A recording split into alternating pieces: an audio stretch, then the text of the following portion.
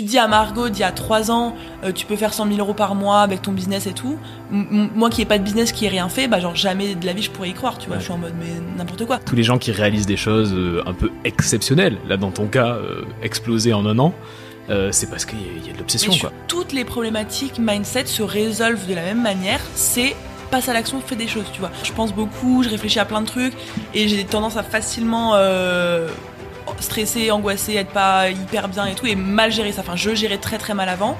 C'est-à-dire qu'encore une fois, je suis obsédée par là où je veux aller et en fait, il y a rien qui m'arrête pour y arriver. Et j'ai aucun mal à dire qu'il y a plein de trucs qui me stressent, plein de trucs qui me font peur, comme tout le monde. Le génie prend racine dans l'obsession. Ça peut être hyper mal compris. Je sais que quand j'ai abordé ça sur LinkedIn il y a pas très longtemps et je me suis fait un peu tailler. Sur LinkedIn, je me fais pas mal tailler. Et le fait de pouvoir, à travers mon business, permettre justement littéralement à des femmes de devenir indépendantes et de devenir libres et de vivre la vie qu'elles veulent vivre et de laisser personne leur dicter leur vie, etc. C'est un accomplissement de ouf pour moi. Si t'enlèves l'aspect argent, etc., rien que ça, genre je me couche le soir, je suis fière de ça, tu vois, je suis contente de ça. Quel est un peu ton secret pour tenir cette régularité, en fait ? Je bossais, mais du matin au soir, la nuit, le lundi, du lundi au dimanche, les vacances. Enfin, j'avais 0 vacances. Moi qui suis très fêtarde, quand même, j'aime bien voir mes potes sortir et tout. Je m'étais coupée de tout, de ma famille, j'étais dans ma bulle. Et bon, j'ai un peu poussé à un moment un peu trop loin. Un des secrets de ton succès, c'est aussi ça, c'est que tu te dis, voilà, ça me fait peur. Ah ouais. Mais bon, je vais le faire ça. Quand même. C'est ça. J'ai fait ma première face cam, j'avais trop peur de le faire. J'ai fait mon premier coaching, j'avais trop peur, mais je l'ai fait direct. T'as des gens qui se demandent 6 mois s'ils sont assez légitimes, assez compétents pour faire un truc. Moi, j'étais clairement pas légitime Enfin, au début, je ne l'étais pas, tu vois, mais je l'ai fait direct. Mon premier live, j'ai eu peur, mais je l'ai fait direct. Et en fait, dès qu'il y a eu un truc challengeant, je l'ai directement fait sans repousser dans 1 mois, dans 2 mois. Du coup, forcément, sur 1 année, ça va vite, tu vois. Qu'est-ce que les gens ne comprennent pas sur toi ?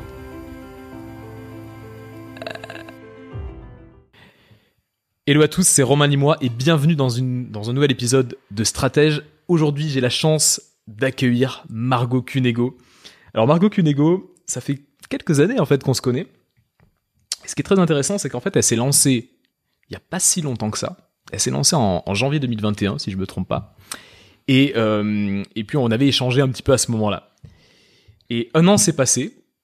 Et au bout d'1 an, j'ai remarqué qu'elle avait généré quelque chose comme 300 000 euros de chiffre d'affaires. Elle est peut-être passée de 0 à 300 000 euros de chiffre d'affaires en 1 an. Et là, je me suis dit, waouh, ça c'est de l'hyper-croissance qu'on n'a pas l'habitude de voir. Et du coup, je suis trop heureux de pouvoir discuter, d'avoir le temps comme ça de discuter avec elle pendant au moins 1 heure, parce qu'il y a plein de choses que j'avais envie de lui poser, plein de questions que j'avais envie de lui poser. Et le truc qui est fou, en fait, c'est que t'as continué, t'as tenu cette croissance-là. Et en fait, à 24 ans, si je me trompe pas, t'as un chiffre d'affaires peut-être qui est autour de 5 chiffres, on va dire, par mois, ce qui est fou. Et ouais, comme j'ai été un peu témoin de cette croissance-là, je me suis dit, bon, on va prendre le temps, et ça va être super cool. Donc, bienvenue, Margot. Merci à toi, je suis très contente d'être ici. Merci pour l'invitation. Présentation parfait, tout juste. C'est juste, tout juste. Bon. Nickel. Évidemment, on va parler de Boost Ton Biz, qui est ton programme. T'accompagnes, parce que je n'ai pas expliqué ce que tu faisais vraiment. Ouais. Et ce que tu fais, en fait, c'est que t'accompagnes plutôt des femmes entrepreneurs. Ouais. Tu les aides à développer leur business. C'est ça. T'accompagnes plus de 320, au moment où on enregistre ce podcast en tout cas, plus de 320 femmes entrepreneurs, ce qui est juste incroyable. Et la structure de ton business a pas mal évolué. Ouais, grave. Et surtout, en termes de... Ouais, tu proposes un programme qui est evergreen aujourd'hui, alors qu'avant c'était pas le cas. Bref, il y a plein de choses, on va en parler évidemment. Mais le fait d'accompagner les femmes entrepreneurs, je trouve que c'est un sujet. J'ai interviewé aussi Aline Bartoli. Oui. On a parlé de ce sujet-là, et je trouve ça incroyable, ce travail-là que vous faites dans ce petit groupe de coach business. Et je trouve ça génial, et on va en parler. J'avais envie de démarrer par quelque chose qui est pas tellement business finalement. Il y a un livre qui t'a un peu fasciné ces derniers mois, qui est Kilomètre Zéro, de Oda Kawa, je crois. Ouais, c'est ça. Qu'est-ce qui t'a fasciné dans ce livre ?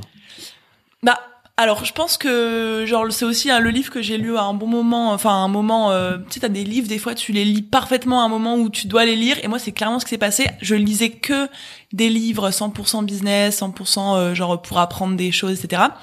Et j'ai eu une période en fin 2022 compliquée dans ma vie perso, une rupture, etc. Et en fait, je suis tombée sur ce livre, c'est une pote qui me l'a conseillé en mode bah vas-y lis ça et tout, et en fait ça m'a retourné le crâne vraiment, parce qu'en fait c'est un livre un peu dev perso, un peu spirituel, mais genre raconté dans une histoire, genre un roman, tu sais, tu te mets à fond dedans, t'es à fond, et genre en fait c'est l'histoire d'une meuf qui part se retrouver avec elle-même, et elle a un guide spirituel, mais en fait par son histoire je me suis reconnue à fond dans le personnage principal, et du coup dans les enseignements que son guide lui donnait, et en fait enfin genre vraiment ça faisait tellement écho à ma vie à ce moment-là et à ce que je vivais à ce moment-là, que genre j'ai vraiment pris tout ce qui ressortait de ce livre-là pour moi et pour ma situation personnelle, et il m'a fait faire un bond en avant en termes de mindset, en termes de façon de voir les choses, en termes même de compréhension de moi-même, de mes émotions, de ce que j'avais peut-être caché, refoulé, etc., de mon mode de fonctionnement. Enfin, c'est vraiment un guide pour apprendre à comprendre genre l'être humain. Et enfin, je sais que je me suis retrouvée dedans, mais énormément de mes potes aussi. Et genre, c'est pas que pour moi, c'est vraiment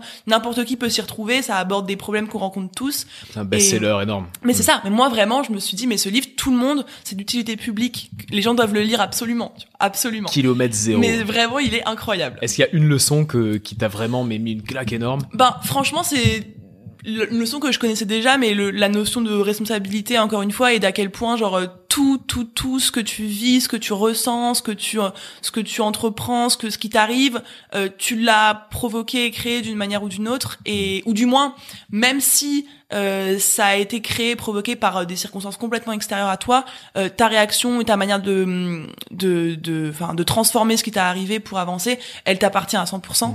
Et je le savais déjà, tu vois, mais dans les exemples donnés, ça m'a vraiment fait percuter ça d'une autre manière, tu vois. Et souvent, c'est les conseils les plus simples. Mais oui. Qui sont en mais fait bien sûr, les plus trucs puissants. Les plus bateaux, Ouais. vraiment, finalement, c'est les trucs les plus réels, quoi. Ouais, et franchement, ça m'a trop. Le fait trop de la bouleversé. perception, quoi. En fait, c'est ce que tu perçois des événements. Mais c'est ça. Qui détermine un peu ta réalité. Mais carrément, et ça c'est hyper, ça peut être hyper mal compris. Je sais que je l'ai abordé ça sur LinkedIn il y a pas très longtemps, et je me suis fait un peu tailler. Sur LinkedIn, je me fais pas mal tailler, et genre là, j'avais abordé ça, j'avais pas mis beaucoup de forme, j'avais dit ce que je pensais dans ma tête, et en fait, les gens m'ont direct dit ouais, mais je sais pas si t'es arrivé vraiment, une dinguerie quand t'étais plus jeune, ou si t'as eu des parents comme ça, ou si t'as eu un accident, et donc.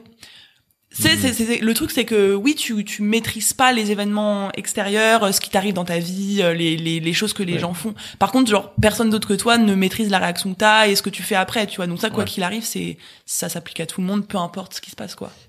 En fait, on est un peu, je trouve, dans une société de la déresponsabilisation. Mais à fond. Genre comme si c'était jamais de notre fait, mais quoi. Oui. Et donc, du coup, là, de dire, c'est pour ça que j'imagine que tu t'es fait tailler pour ça, mais oui. de dire, en fait, t'as plus de contrôle sur ta vie que ce que tu pourrais croire. Alors oui, il peut t'arriver des drames, il y a des drames du quotidien, c'est le coup. Bien sûr. Tout le monde vit des moments durs dans sa vie, mais t'as la responsabilité de ta vie, quoi. Oui. En fait, tu peux pas la déléguer, en fait, la responsabilité de ta vie. C'est ça. Et j'ai l'impression que les gens, ils ont, je sais pas si c'est en France ou si c'est en général, tu vois, mais peut-être en général, je pense. Ouais. Ils ont pas l'habitude, ouais, c'est ça. Ils ont pas l'habitude qu'on leur dise, c'est ta faute, t'as toujours ce truc de un peu victimisation, mais c'est pas juste, et puis on essaie de protéger un petit peu les gens et tout, et finalement tu perds cet aspect de, en fait, si tu veux kiffer ta vie le plus possible, en fait, il y a que toi qui peux le décider, et malgré tout ce qui t'arrive, et oui, il y a des gens qui vivent des drames plus graves que d'autres, mais bon, la vie, elle est simple pour personne non plus, et genre, on va tous vivre à des moments, des trucs compliqués. Après, il y a que nous qui décidons de ce qu'on veut en faire, et quoi qu'il arrive, je sais qu'en ayant cette mentalité-là, je suis plus heureuse que quelqu'un qui ne l'a pas, tu vois. Ça, c'est une évidence, et ça se remarque, j'en suis persuadée, quoi. Ouais, t'as trouvé, en tout cas, dans ce livre, des leçons de vie qui resteront, quoi. Ah, bah oui, clairement. Et j'ai échangé avec un entrepreneur qui me disait qu'en fait, le développement personnel, tout est dans le bouddhisme.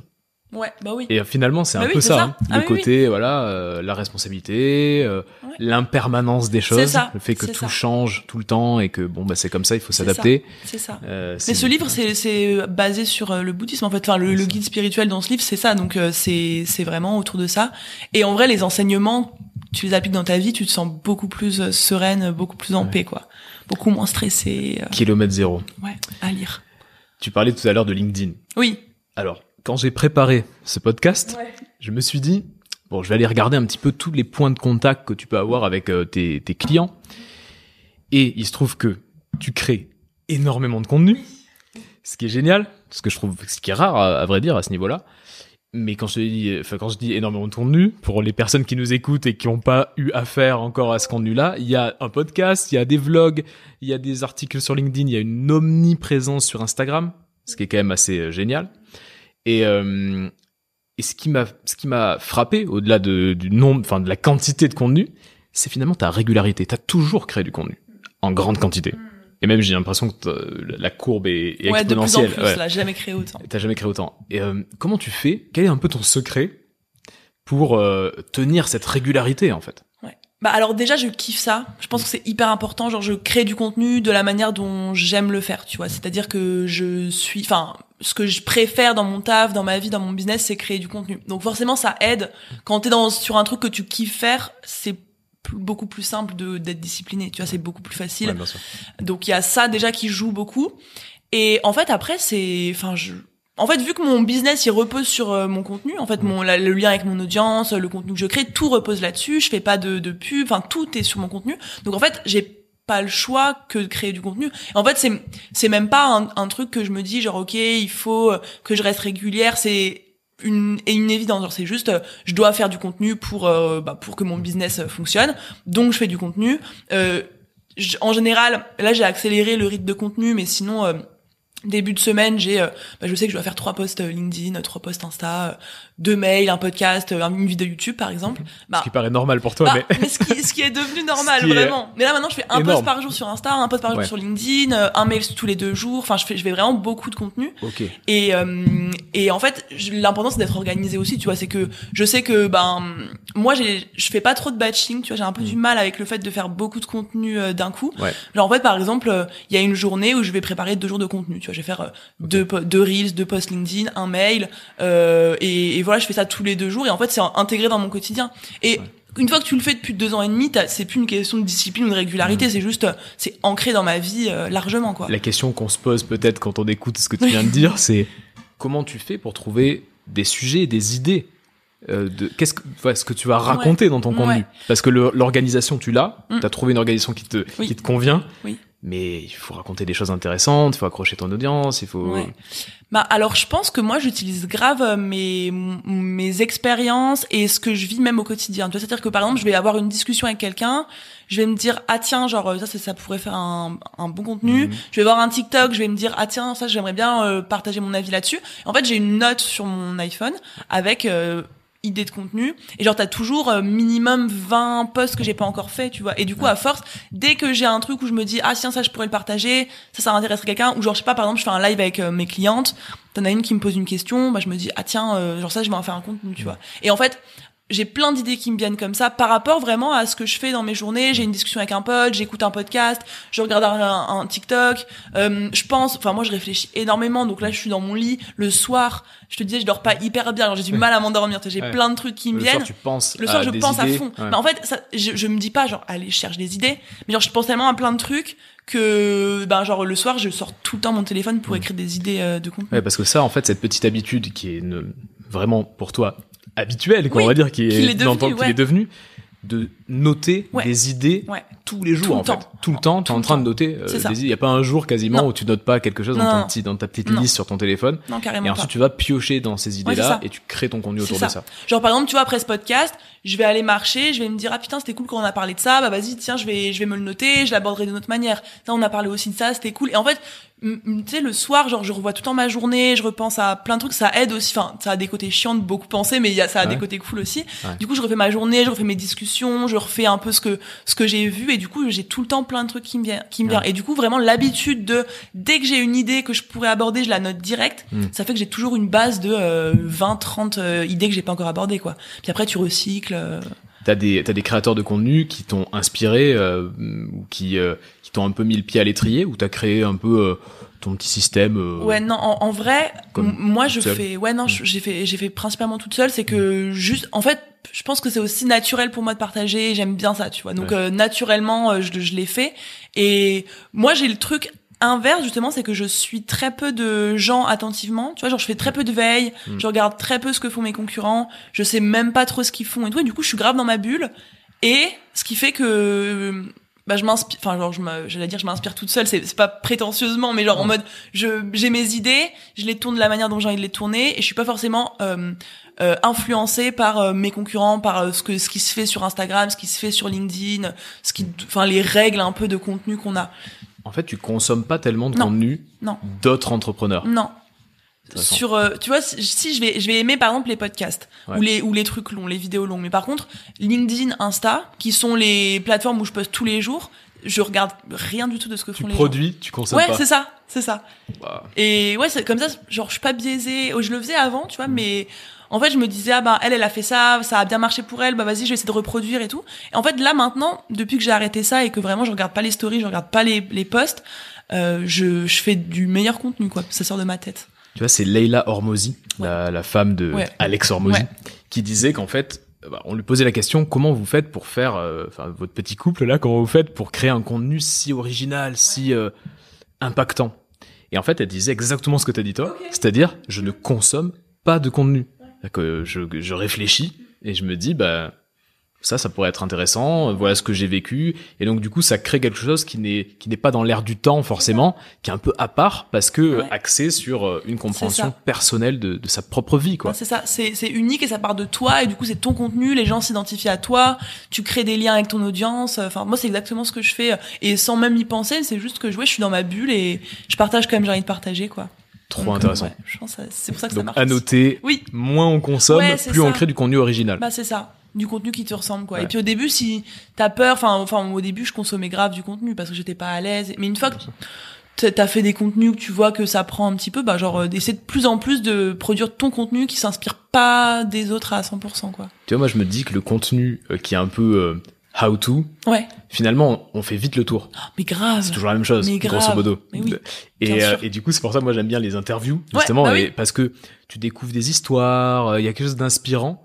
Et et pourtant t'as des clés, je trouve qu'il y a plus de clés dans une interview d'1h30 que dans 1h30 de masterclass sur un truc très précis. Mais moi je me forme uniquement avec des interviews, carrément depuis que je me suis lancée, vraiment hormis les formations, les coachings et tout, mais genre le contenu que je consomme qui m'aide vraiment, gratuit, c'est uniquement des interviews ou des biographies ou des gens qui ont des parcours inspirants et qui partagent des façons de voir le monde, des leçons et tout. J'apprends bien plus en écoutant des podcasts que des masterclass qui me disent comment est-ce que tu vas passer de temps à temps, comment est-ce que tu vas faire ça. C'est des conseils, tu vas sur Google, tu peux les trouver aussi. C'est pas... L'expertise pure, elle est de moins en moins attractive. Non, mais tout le monde l'a, en soi. Ouais. Genre, ce que tu sais faire, plein de gens savent le faire. Ce que je sais faire, plein de gens savent le faire. Ouais.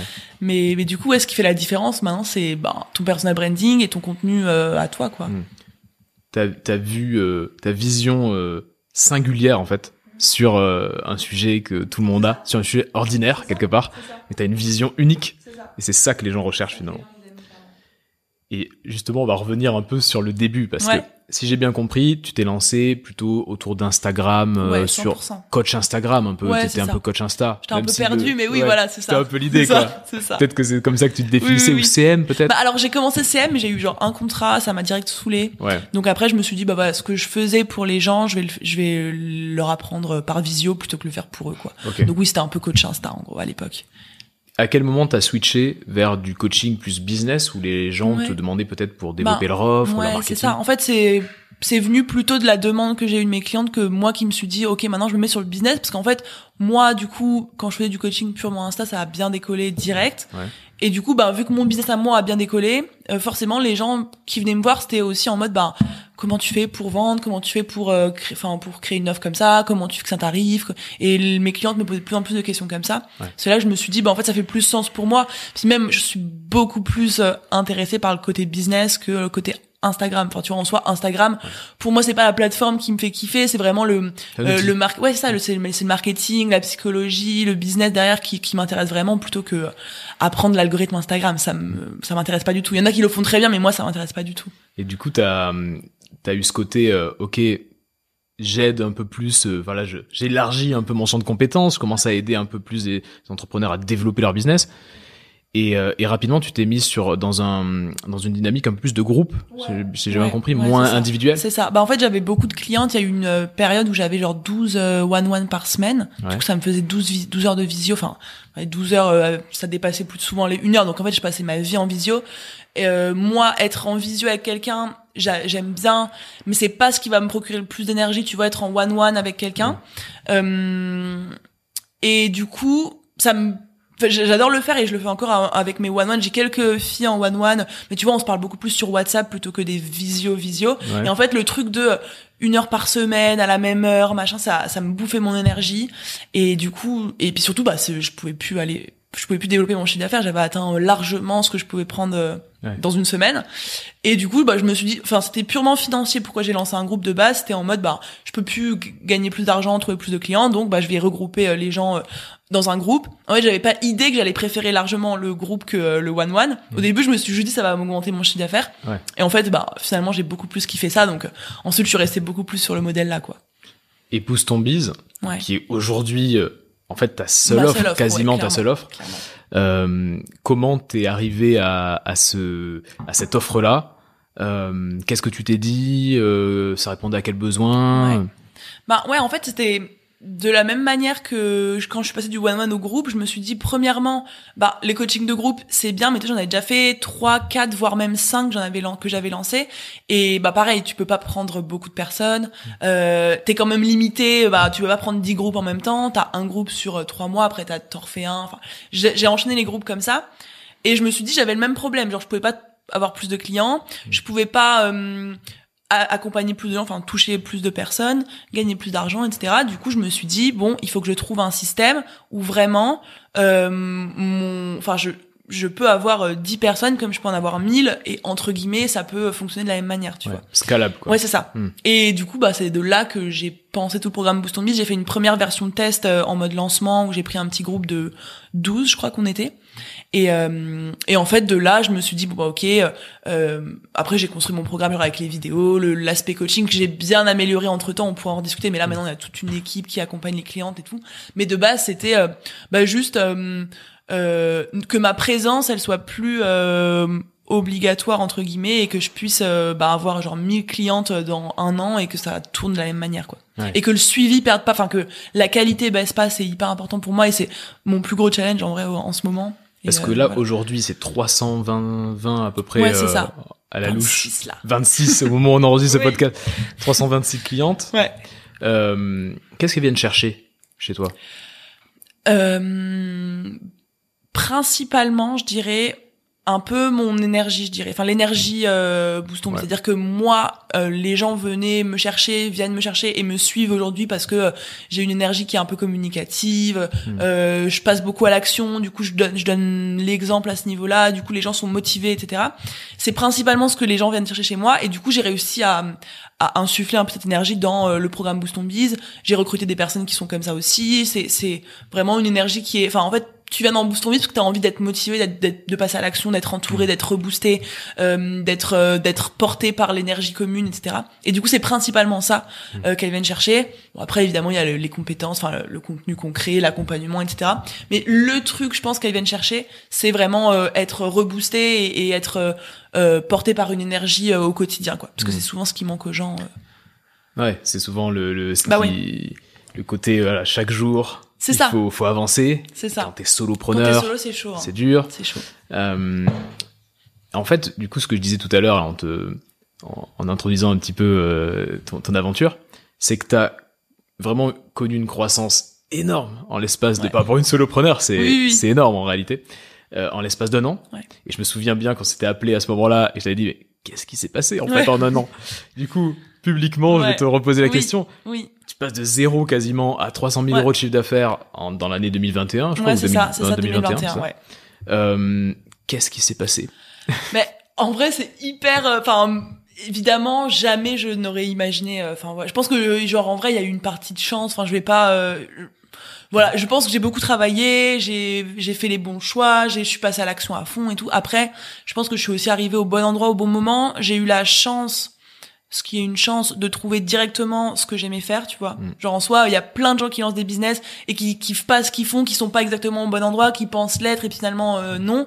En fait, moi, c'est vrai que je me suis lancée dans la création de contenu et directement c'était ça que j'aimais et ça qui me faisait kiffer. Donc forcément, ça a aidé aussi. Et où t'étais performante. Mais oui, c'est ça. Genre c'est vraiment, j'ai trouvé directement le truc dans lequel j'étais naturellement douée entre guillemets, tu vois, que j'aimais vraiment faire.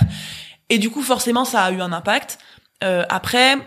De ce que moi, enfin comment est-ce que moi j'ai agi pour en arriver là, c'est vraiment le passage à l'action en vrai. Genre vraiment, c'est que à l'instant même où j'ai commencé à à me lancer, je me suis pas arrêtée. Genre vraiment, et c'est déjà en termes de charge de travail. Enfin, je bossais mais du matin au soir, la nuit, le lundi, du lundi au dimanche, les vacances. Enfin, j'avais 0 vacances. Moi qui suis très fêtarde quand même, j'aime bien voir mes potes sortir et tout, je m'étais coupée de tout, de ma famille, j'étais dans ma bulle et bon, j'ai un peu poussé à un moment un peu trop loin, donc j'ai rééquilibré après, mais déjà il y a eu énormément de travail.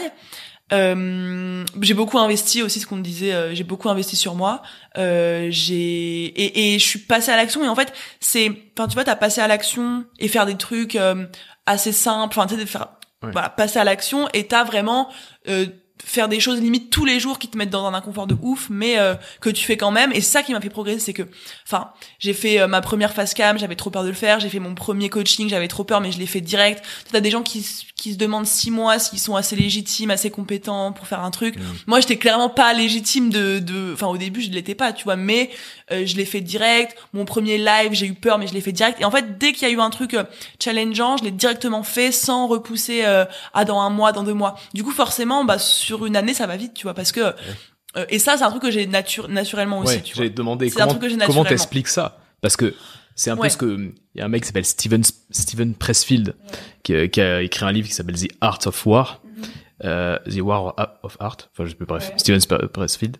Et en fait, lui, il parle de résistance. Il appelle ça la résistance. C'est-à-dire que t'as envie de faire quelque chose, mais il y a toujours cette petite voix qui te dit non quand même, ou est-ce que je suis assez fort pour ça, ou est-ce que ça va le faire, ou je sais pas comment faire.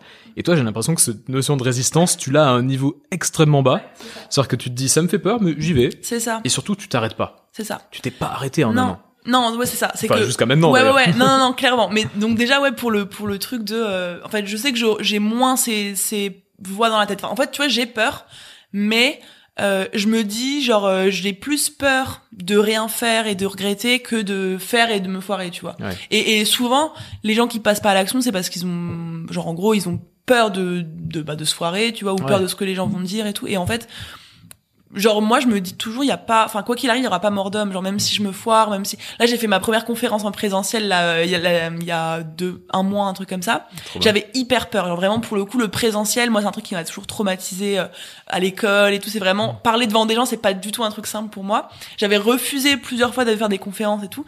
Et là c'était Yacine Kaïs, je sais pas si tu vois, de CM. C'est ça, devenir CM, enfin la formation. CM, Et il m'a dit, vas-y, viens, interviens et tout. Et j'ai eu trop peur. Mais en fait, je me suis dit encore une fois, est-ce que je préfère me dire, j'ai peur, donc j'y vais pas, donc je regrette. Après, je me dis, putain, j'aurais dû le faire. Et du coup, je repousse ma peur quoi qu'il arrive. Si je veux faire des conférences, il y a bien un moment où je vais devoir le faire la première et où j'aurais peur de faire la première. Et du coup, je me dis, autant faire ce qui te fait peur maintenant. Au pire des cas, je foire ma conférence. Voilà, j'aurai un peu la honte quelques jours et puis ça va passer. Mais dans le meilleur des cas, je serais passée à l'action, je l'aurais fait. Et là maintenant, c'est ce qui s'est passé, c'est que j'ai trop kiffé, j'ai envie d'en refaire et ça m'ouvre une nouvelle porte. Et j'aurais pu passer 6 mois à me dire est-ce que je suis prête pour faire des conférences, mais du coup en fait tu décales le process à chaque fois quoi. Et du coup c'est vraiment, et moi ce que je dis à mes clientes, parce que pour le coup mes clientes elles sont pas, enfin ça c'est un trait de ma personnalité qui est pas donné à tout le monde, tout comme on a chacun nos forces, tu vois. Je sais que c'est grave, c'est ton avantage naturel. C'est ça. Et c'est cool, mais tu vois mes clientes, je leur dis tout le temps, quand t'as peur de faire quelque chose, prends le réflexe de te demander c'est quoi que tu risques, genre le pire scénario qui pourrait t'arriver si jamais tu fais un truc et que ça foire. Genre vraiment la pire chose qui puisse t'arriver. En fait, tu te rends compte que peu importe ce dont t'as peur, le pire qui puisse t'arriver, il y a jamais mort d'homme, tu vois. Enfin là, on met pas nos vies en jeu, on est entrepreneur. C'est ça. Et finalement, notre pire situation à nous serait de devoir retrouver un travail en tant que salarié dans le pire des cas, tu vois. Et en vrai, quand tu rationalises même ça, si tu dois retrouver pendant 6 mois un taf salarié pour repartir parce que t'as eu un échec business, c'est grave, ok. Tu vas pas en mourir, tu seras encore plus fort, ton storytelling il sera encore plus ouf une fois que tu seras reparti. Donc en vrai, même le pire du pire du pire, il est pas si grave que ça. Donc en fait, t'empêches pas de faire des trucs, alors que le pire que tu risques, c'est pas, y a pas mort d'homme, quoi. Et ce qui est assez fascinant aussi, c'est que non seulement tu passes à l'action, mais tu continues en fait après de passer à l'action. Là par exemple, t'as fait ta première conférence. J'imagine que t'es déjà en train de te dire la prochaine c'est quand. Qui m'invite dans sa conférence? C'est ça. Et en fait, c'est aussi au-delà de la première action, du premier acte, de se dire ok j'y vais. C'est aussi le fait de continuer et de rester consciemment dans ce mindset-là. Est-ce qu'au quotidien tu te répètes quelque chose ou t'as des routines qui te permettent de rester dans le côté offensif, on va dire, tu vois, et pas de défensif tous les jours? Alors, je pense qu'il y a 2 choses. Déjà, premièrement, tu développes un peu une sorte de limite d'addiction à ça, tu vois. C'est-à-dire que moi, genre, je développe une addiction au fait d'avoir fait un truc qui me faisait peur et que ce soit bien passé ou même pas, mais genre d'avoir fait et de me coucher le soir en me disant, ok, ça, j'aurais été incapable de le faire il y a 6 mois, maintenant je l'ai fait, genre, ça y est, j'ai passé à un truc. Et en fait, je vois vraiment le passage à l'action en mode limite, c'est un peu un jeu vidéo, genre t'es là, tu coches tu t'augmentes des niveaux dès que tu fais un truc. En fait, ça a un côté addictif. Donc déjà, moi maintenant, plus je le fais, en fait, plus tu passes à l'action, plus t'as envie de passer à l'action, plus t'as envie de faire encore des trucs plus ouf, parce que t'as envie de te challenger encore plus, t'as envie que la sensation que t'as après, elle soit encore plus intense. Du coup, il y a d'abord ça. Et d'un autre côté, je pense que t'as aussi le côté avoir une vision, avoir un objectif et savoir exactement où tu veux aller, pourquoi tu veux y aller. Et une fois que tu sais ça, en fait, t'as limite pas d'autre choix que de passer à l'action, tu vois. Genre moi je sais où je vais amener Boost Ton Biz, je sais la vie que je vais avoir plus tard, je sais le niveau que je veux avoir dans mon business en termes de visibilité, de notoriété, etc. Et du coup, en ayant ces objectifs-là, et ça pour le coup, moi j'ai un truc, c'est que je suis obsédée par mes objectifs. Ça encore une fois, ça a un côté bien, ça a un côté moins bien. Mais quand je vois un truc, je peux y penser vraiment matin, midi et soir, je suis à fond, genre vraiment je suis obsédée par ce que je veux atteindre. Et du coup, quand t'as une vision, tu sais pourquoi tu le fais aussi, que c'est un truc qui te tient vraiment à cœur, en fait, toute décision que tu prends t'amène naturellement vers ça, tu vois. Quand tu vois tous les jours là où tu dois aller, en fait, les choix que tu fais dans tes journées sont orientés pour atteindre cet objectif-là, quoi. Je sais plus qui disait ça, mais c'est le génie prend racine dans l'obsession. Un truc comme ça. Et je pense que tous les gens qui réalisent des choses un peu exceptionnelles, là dans ton cas, explosé en 1 an, c'est parce qu'il y a de l'obsession, quoi. Ouais, c'est ça. Moi, je suis obsédée vraiment par plein de trucs. Enfin, et ça a des côtés ultra négatifs. Mais comme tout, genre, t'as toujours le côté positif et le côté négatif. Moi, pour le coup, mon obsession, pareil, j'ai une obsession pour la satisfaction cliente. J'ai une obsession pour que mes clientes soient heureuses, soient contentes. J'ai une obsession de toujours m'améliorer, toujours faire mieux. Et j'ai une obsession d'atteindre mes objectifs. Genre vraiment, là, j'avais le truc de 100 000 euros par mois, tu vois. Mais genre, ça fait 6 mois que c'est dans ma tête, tu vois. Je fais des choses pour atteindre ça. J'y ai failli être en juin, là, j'ai un peu le seum, mais c'est pas grave. Mais vas-y. C'est incroyable, c'est des chiffres qu'on a tellement pas l'habitude d'entendre. Et tu vois, tu parlais de vision. Je pense qu'aussi, ce qui manque beaucoup à beaucoup d'entrepreneurs, et on est tous un peu passés par là, c'est quand on sait pas trop où on va, en fait. Et qu'on sait pas trop pourquoi on se lève le matin. Et qu'on a du mal à développer cette vision. Et toi, j'ai l'impression que t'as une certaine clarté, quand même, dans cette vision. Grave. Comment tu l'as développée, cette vision? Alors déjà, quelle est ta vision actuellement? Bon, on enregistre ce podcast, ça m'intéresse. Ma vision avec Boost Ton Biz, c'est clairement que ce soit le programme le plus connu, le plus reconnu en France et qui aide le plus de femmes à se lancer dans l'entrepreneuriat. Genre vraiment, et de l'étendre à vraiment n'importe quelle meuf qui kiffe pas trop sa life, qui kiffe pas trop son travail, qui est étudiante ou qui a envie de devenir libre et de gagner son propre argent et de travailler depuis chez elle, etc. Qu'elle passe par mon programme pour y arriver. J'ai envie juste d'accompagner le plus de femmes en France, quoi. Et du coup, en fait, mon objectif c'est ça. Du coup, j'ai envie d'être comment dire, j'allais dire l'influenceuse business, je sais pas trop comment dire ça, mais tu vois la figure, je sais pas comment dire. Oui, la figure la leader d'opinion sur ce sujet-là. Voilà, d'être la plus suivie, la plus la plus figure d'autorité. Ouais, c'est ça, exactement. Et du coup d'être celle qui inspire aussi le plus de meufs à oser le faire et tout, parce que t'oses pas forcément le faire. Et du coup, voilà, je sais que je vais arriver là, et je sais que j'y arriverai pas en y allant tranquille, en y allant doucement et tout, quoi. Est-ce qu'il y a eu un travail conscient sur pour travailler cette vision? À fond. Est-ce que c'est quelque chose que tu fais régulièrement, que tu mets à jour régulièrement? Je pense tous tous les 2-3 mois, un truc comme ça. Ok, tu réfléchis à ça? Ouais, c'est ça, je me dis, bah, vas-y, dans 1 an, dans 5 ans, dans 10 ans, qu'est-ce que tu veux? Après, 10 ans, j'ai un peu de mal, tu vois, mais genre, 1 an et 5 ans, en général, je fais, où est-ce que je vais en être dans 1 an, où est-ce que je vais en être dans 5 ans? Et puis, en fait, tu vois qu'il y a des trucs que tu lâches à un moment, et des trucs qui restent, qui reviennent à chaque fois, tu vois, et du coup, ben, au final, ça s'affine, et je pense que la vision, elle est faite pour évoluer quoi qu'il arrive, mais par contre, ce qui est important, c'est qu'à n'importe quel moment, t'aies une vision, tu vois. Même si c'est plus la même dans 1 an, dans 2 ans, dans 3 ans, on s'en fout, tant que là, ce qui te fait agir aujourd'hui, c'est le fait de faire des choses qui t'amènent vers ta vision, quoi. Est-ce qu'il y a une question à se poser pour développer sa vision?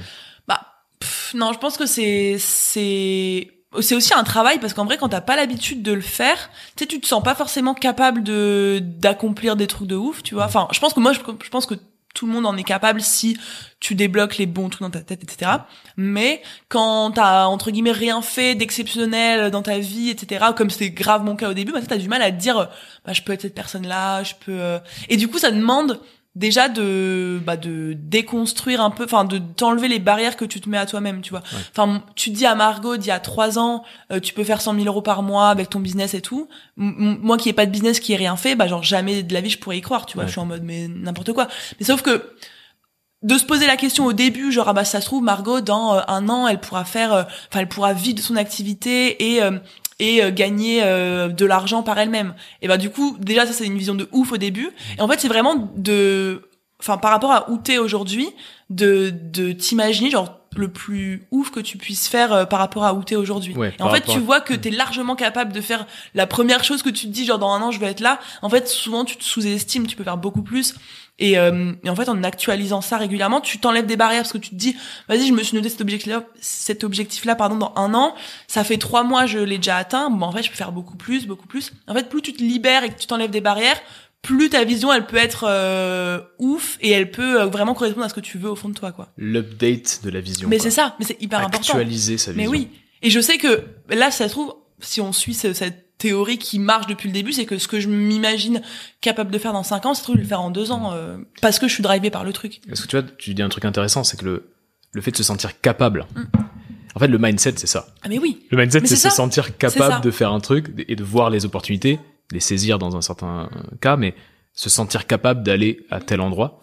Et je pense qu'en fait, au lieu de se dire, dans 10 ans, je suis champion olympique, tu peux te dire, ok, qu'est-ce qui serait dingue déjà, et que je me sens un peu capable de faire quand même. Mais ça, je ne peux pas le faire. Enfin, aujourd'hui, je ne l'ai pas, je peux pas le faire. Mais je me sens capable d'aller là. Et déjà, voir un peu jusqu'où tu peux aller. Et ça, c'est ta vision sur peut-être 1 an, 5 ans. Puis ensuite, tu l'actualises au fur et à mesure. Parce que oui, forcément, les visions à 10 ans, c'est compliqué. Tu vois, quand c'est trop loin, tu te dis... Moi, j'abandonne, ça me motive même pas. Genre. Ouais, c'est trop abstrait. Ouais, c'est ça. Quand on vient te voir, quand tes clientes viennent te voir, quelles sont un peu les problématiques qui reviennent à chaque fois? Je te prends juste 40 secondes pour 2 choses. La première chose déjà, c'est que j'aimerais te remercier d'être arrivé jusque-là. Tu fais partie peut-être des 20% des auditeurs qui ont une bonne capacité d'attention. Et puis deuxième chose, j'ai enregistré en fait avec Margot ce que j'appelle la question off. La question off, c'est une question que je lui ai posée, que je ne diffuserai pas sur les réseaux. Et en fait, elle m'a expliqué comment elle faisait pour investir des milliers d'euros dans son business et comment elle a pu transformer une très mauvaise expérience de coaching en une très grosse opportunité pour son activité. On a parlé pendant une dizaine de minutes, et si tu veux accéder à ce contenu, à cette question off, je t'ai mis le lien en description et je te l'envoie tout de suite par mail. Je te laisse évidemment avec le reste de l'interview de Margot. Elle va nous parler notamment de comment elle fait pour agir malgré la peur, de sa stratégie aussi sur LinkedIn, tu vas voir, c'est assez original, et puis de ses croyances sur l'argent. Bonne écoute. 100% mindset quasiment, déjà. En vrai, pour avoir accompagné vraiment beaucoup de meufs, même d'entrepreneurs en général, c'est pas que, parce qu'il y a des trucs qui se distinguent un peu des fois entre les mecs et les meufs, je trouve, dans la manière de faire, etc. En général, bref. Mais pour le coup, c'est quasiment jamais une question de stratégie, de manque de... ça peut être un peu de manque de compétences, mais généralement c'est du mindset. C'est genre j'ai pas confiance, j'ai peur, j'ose pas passer à l'action, je suis pas sûr de moi, je suis pas à la hauteur. Comment est-ce que je fais pour me sentir, pour pas me sentir comme une imposteur. C'est vraiment des problématiques comme ça au début, quoi. Dans Boost ton Biz en tout cas. Ok. C'est principalement ça. Ouais, le syndrome de l'imposteur. À fond. Mais pour moi, en fait, toutes les problématiques mindset se résolvent de la même manière. C'est passe à l'action, fais des choses, tu vois. En soi, bon, après, il y a des problèmes plus profonds que d'autres, etc. Mais tous les trucs de syndrome de l'imposteur, de manque de confiance, de manque d'estime, en fait, tu peux le résoudre en faisant des choses, tu vois. Et en faisant, enfin, moi, c'est comme ça que je résous tous mes problèmes, de manque de confiance et tout, quoi. Ouais, parce que si tu fais, bah, tu sais que tu es capable de, et donc, du coup, tous les problèmes s'évanouissent, ces petits problèmes de manque de confiance, parce que tu sais que tu l'as fait. Mais comme tu disais, genre, le mindset, c'est vachement résumé autour de être capable de, bah, en fait, pour se sentir capable de, bah, il faut faire les choses, quoi, et tu te sens capable après. Donc, en fait, tu peux régler beaucoup de problèmes juste en passant à l'action. Bah, c'est compliqué, tu vois, mais, en soi, la réponse, elle est simple. Maintenant, faut la mettre en pratique. Mais, tu vois, t'as pas de solution miracle de gens qui ont un secret de ouf pour, enfin, c'est juste genre, c'est la même chose pour tout le monde, tu vois. Là, quand on s'était appelé en 2021, là, que tu m'avais dit, grosso modo, bon, voilà, j'ai explosé, quoi. Je m'étais dit, j'ai essayé de résumer dans mon petit journaling le lendemain. Je m'étais dit, je fais pareil. Okay, toi aussi, on en parlera d'ailleurs de ça.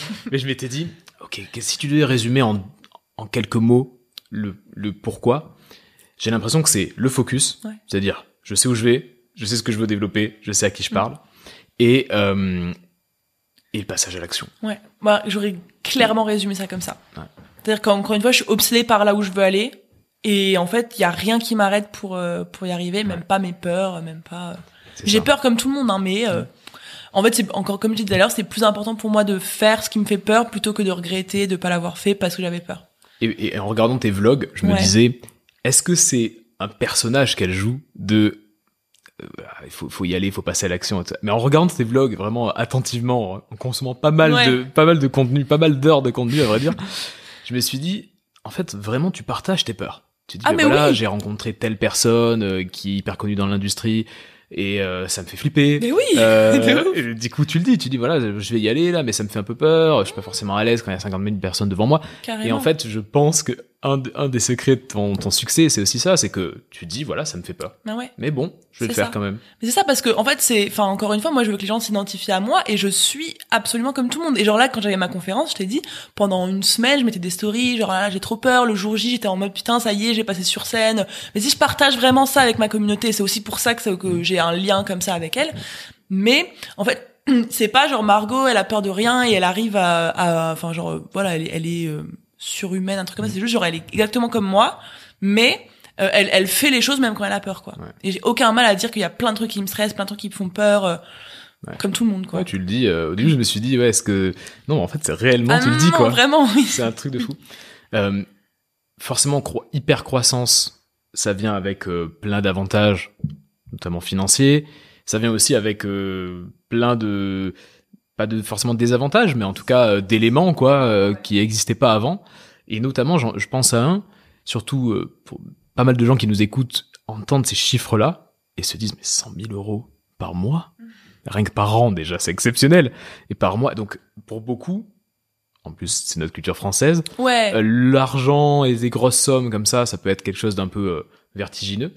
Est-ce que ton rapport à l'argent a dû évoluer quand t'as commencé à gagner ces chiffres-là? Qu'est-ce qui s'est passé au niveau du rapport à l'argent? Bah, moi de base, je viens d'une famille pas du tout, pas moyenne, qu'on n'en a jamais rien manqué de rien, on n'a jamais manqué de rien, mais on roulait pas sur l'or du tout, tu vois. Et surtout, je viens d'une famille qui est très anti-riche, anti-capitaliste, anti-système, machin. Et du coup, ils m'ont grave élevé là-dedans. Et j'ai toujours été un peu l'extraterrestre de la famille parce que même quand j'étais petite, on me demandait ce que je voulais faire plus tard. Je disais genre, moi, je veux être riche et je veux être patronne, tu vois. J'avais pas d'ambition d'être vétérinaire ou quoi. Je voulais être riche et patronne. Et personne comprenait le pourquoi du comment, tu vois. Mais, du coup, j'avais un peu déjà petite cette ambivalence de moi je veux trop gagner plein d'argent et tout, et mes parents qui me disaient mais non, les riches c'est des égoïstes, ils pensent qu'à eux, et puis en plus c'est de la misère dans le monde parce qu'il y a trop de riches dans le monde, etc. mes parents ont évolué en même temps que moi aussi au niveau de leur rapport à l'argent, parce qu'ils ont bien vu que leur croyance c'est pas forcément vrai, tu vois, que les riches sont pas que des cons, des égoïstes et tout. Et du coup, que quand je me suis lancée, forcément j'étais un peu, j'avais ce conditionnement un petit peu de, un peu de culpabilité, tu vois. Je me disais, en fait, si je gagne beaucoup, c'est cool, mais genre peut-être je vais prendre l'argent. En fait, j'avais un peu ce truc de plus je vais gagner moi, plus je vais prendre un peu aux autres, etc. Le jeu à somme nulle. Ouais, c'est ça. Ce que je gagne, quelqu'un le perd. Mais oui, mais alors qu'en fait, ça se passe pas comme ça, et puis c'est pas du tout ça. Et en fait j'ai dû du coup déconstruire plein de trucs, me rendre compte que voilà, ce que je croyais c'était pas forcément vrai. J'ai aussi beaucoup écouté justement parce que aussi souvent tu critiques les riches, mais genre tu les écoutes jamais parler, tu écoutes jamais leur vie, tu sais jamais ce qu'ils font et tout. Donc j'ai beaucoup écouté des interviews, lu des biographies, essayé vraiment de voir factuellement et de casser ce que mes parents m'avaient enseigné de manière factuelle, en me disant non, lui il est riche, pourtant il est pas égoïste, lui voilà, bref, j'ai fait un continuum comme ça. Déconstruction de croyances. C'est ça. Et puis c'est venu petit à petit, genre au début, j'ai déconstruit ça pour atteindre les 10 000 euros par mois. Et puis en fait, tu te rends compte que, tu sais, là, les chiffres, c'est vertigineux, tu vois, mais genre, vu que, moi maintenant, c'est déjà plus un truc incroyable. C'est pas du tout, c'est pas... Parce que tout dépend en fait du cadre de référence. Ouais, mais c'est ça. Et en fait, ton cadre de référence, s'il évolue, oui. Bon, c'est ce qui te permet aussi d'être plus sereine et de pas être là complètement noyé par des chiffres qui sont... C'est ça, t'es obligé. C'est comme, en fait, quand ton objectif, moi, au début, genre, faire 10 000 euros par mois, c'était un truc qui me semblait, mais genre, un truc de ouf. C'était mon objectif au début, obsédé par ça, encore une fois. Et en fait, dès que tu l'atteins, tu te dis, en fait, vu que, ton cerveau, il a déjà évolué, tes croyances ont déjà évolué pour te permettre d'atteindre 10 000 euros par mois, par exemple. En fait, après, tu te dis, c'est trop cool, mais c'est plus un truc qui est ouf parce que ton cadre de référence, il évolue. Et c'est pareil, en fait, pour n'importe quel montant. Et ça se trouve, genre, un jour, je gagnerai 1 million d'euros par mois et je me dirais, en fait, ça va, alors que là, ça me paraît impossible à faire, tu vois. En fait, ça évolue pour tout le monde et du coup, maintenant, ça me paraît moins vertigineux, quoi. Voilà.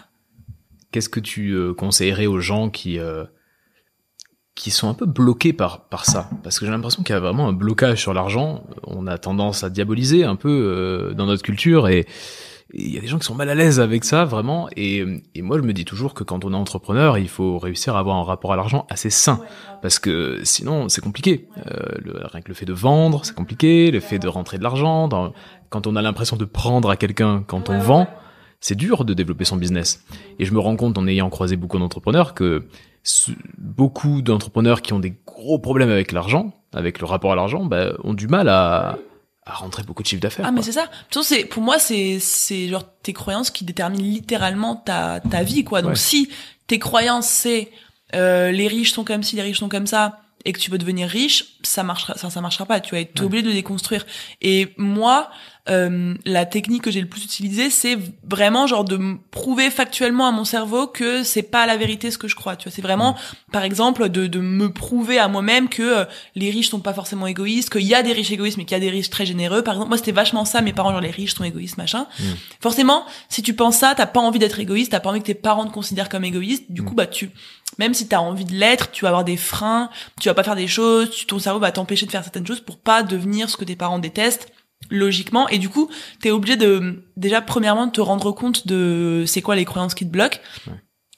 Si, tu vois, je dis toujours à mes clientes, si, par exemple, je sais que moi je parle beaucoup d'argent, j'ai aucun problème avec ça, vraiment zéro tabou, et que le fait d'en parler, ça m'a aussi aidé à me débloquer, tu vois, parce que là je sais que, voilà, toute ma famille sait combien je gagne, c'est devenu un sujet, c'est devenu normal. Okay, ouais. C'est devenu grave ok. J'ai aucun problème à parler d'argent, à dire combien je gagne à n'importe qui.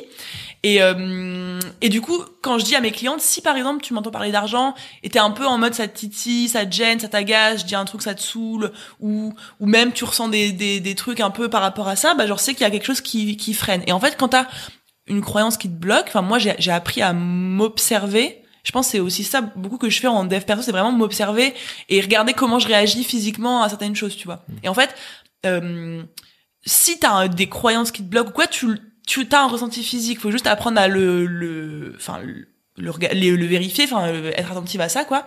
Et en fait, moi j'ai pris l'habitude du coup d'observer mes croyances, d'observer mes ressentis, et dès qu'il y a un truc qui me freine ou que je sens physiquement, me demander ok, qu'est-ce que je crois par rapport à ça. Je pense que le meilleur moyen de changer une croyance, c'est déjà de l'identifier pleinement, tu vois, c'est de dire ok, je crois ça, j'ai ce problème-là avec l'argent, j'ai ce problème-là, je pense que si je gagne beaucoup d'argent, je serai comme ci ou je serai comme ça.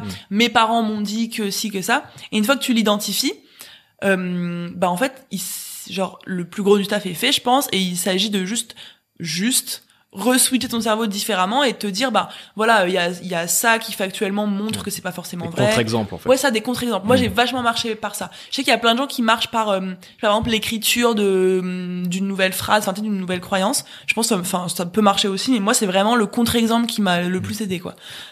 Et justement, tu parles d'écriture. Oui. Apparemment, ce que j'ai compris de ton quotidien, de tes routines, c'est que tu écris pas mal. Tu lis aussi pas mal.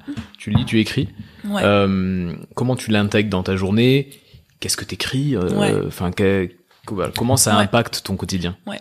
Alors moi déjà, j'écrivais avant même, enfin quand j'étais au lycée, au collège et tout, parce que j'ai toujours eu besoin d'avoir un peu un journal intime, parce que comme je disais tout à l'heure, je pense beaucoup, je réfléchis à plein de trucs et j'ai tendance à facilement stresser, angoisser, être pas hyper bien et tout, et mal gérer ça. Enfin, je gérais très très mal avant.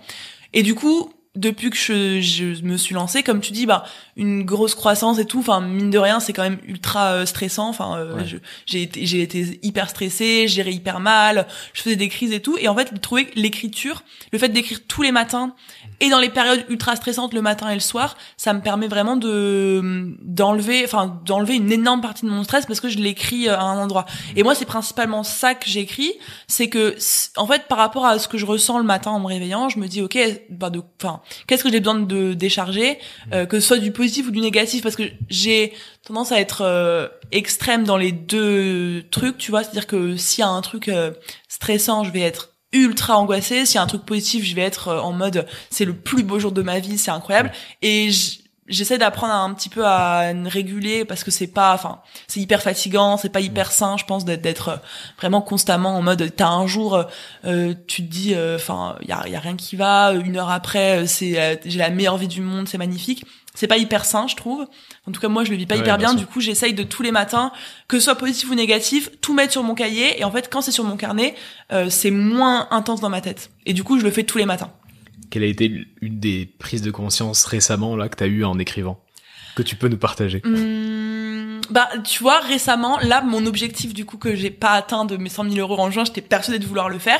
Et en fait, j'ai manqué à genre 9 000 euros, tu vois. Et du coup, je me suis mis dans un état pas possible, en mode, mais genre, je suis une merde et tout, c'est pas possible. Je me dis qu'un objectif, j'arrive pas à l'atteindre. J'ai m'en voulais de ouf. Et ça, en fait, c'est le dernier truc que je me suis dit, en fait, tu peux genre je veux toujours plus, je veux toujours aller plus loin et tout, mais faut pas que j'oublie que ce que je fais c'est déjà bien, et déjà me satisfaire de ce que j'ai. Je trouve c'est hyper difficile de trouver la balance entre tu veux aller plus loin, tu veux faire plus, mais t'as quand même un certain tu peux te satisfaire déjà de ce que t'as déjà fait.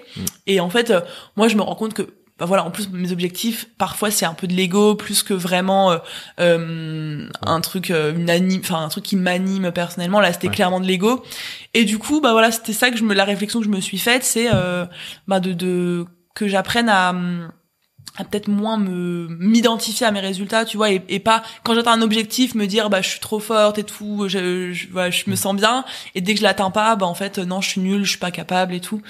Encore une fois, essayer de trouver un juste milieu, quoi. C'est vrai que l'écriture, j'ai l'impression que ça permet en fait d'aller à ce niveau-là de compréhension de soi-même. Mais grave. C'est un peu ce qu'on dit, c'est j'écris pour savoir ce que je pense. Ouais, mais c'est exactement ça. Ouais, parfois on a besoin de passer par là pour vraiment structurer sa pensée et se dire en fait c'est ça que je pense, ce que j'ai jamais réussi à verbaliser. En fait, c'est ça que je pense. Et d'écrire pour soi, c'est assez puissant. C'est ça.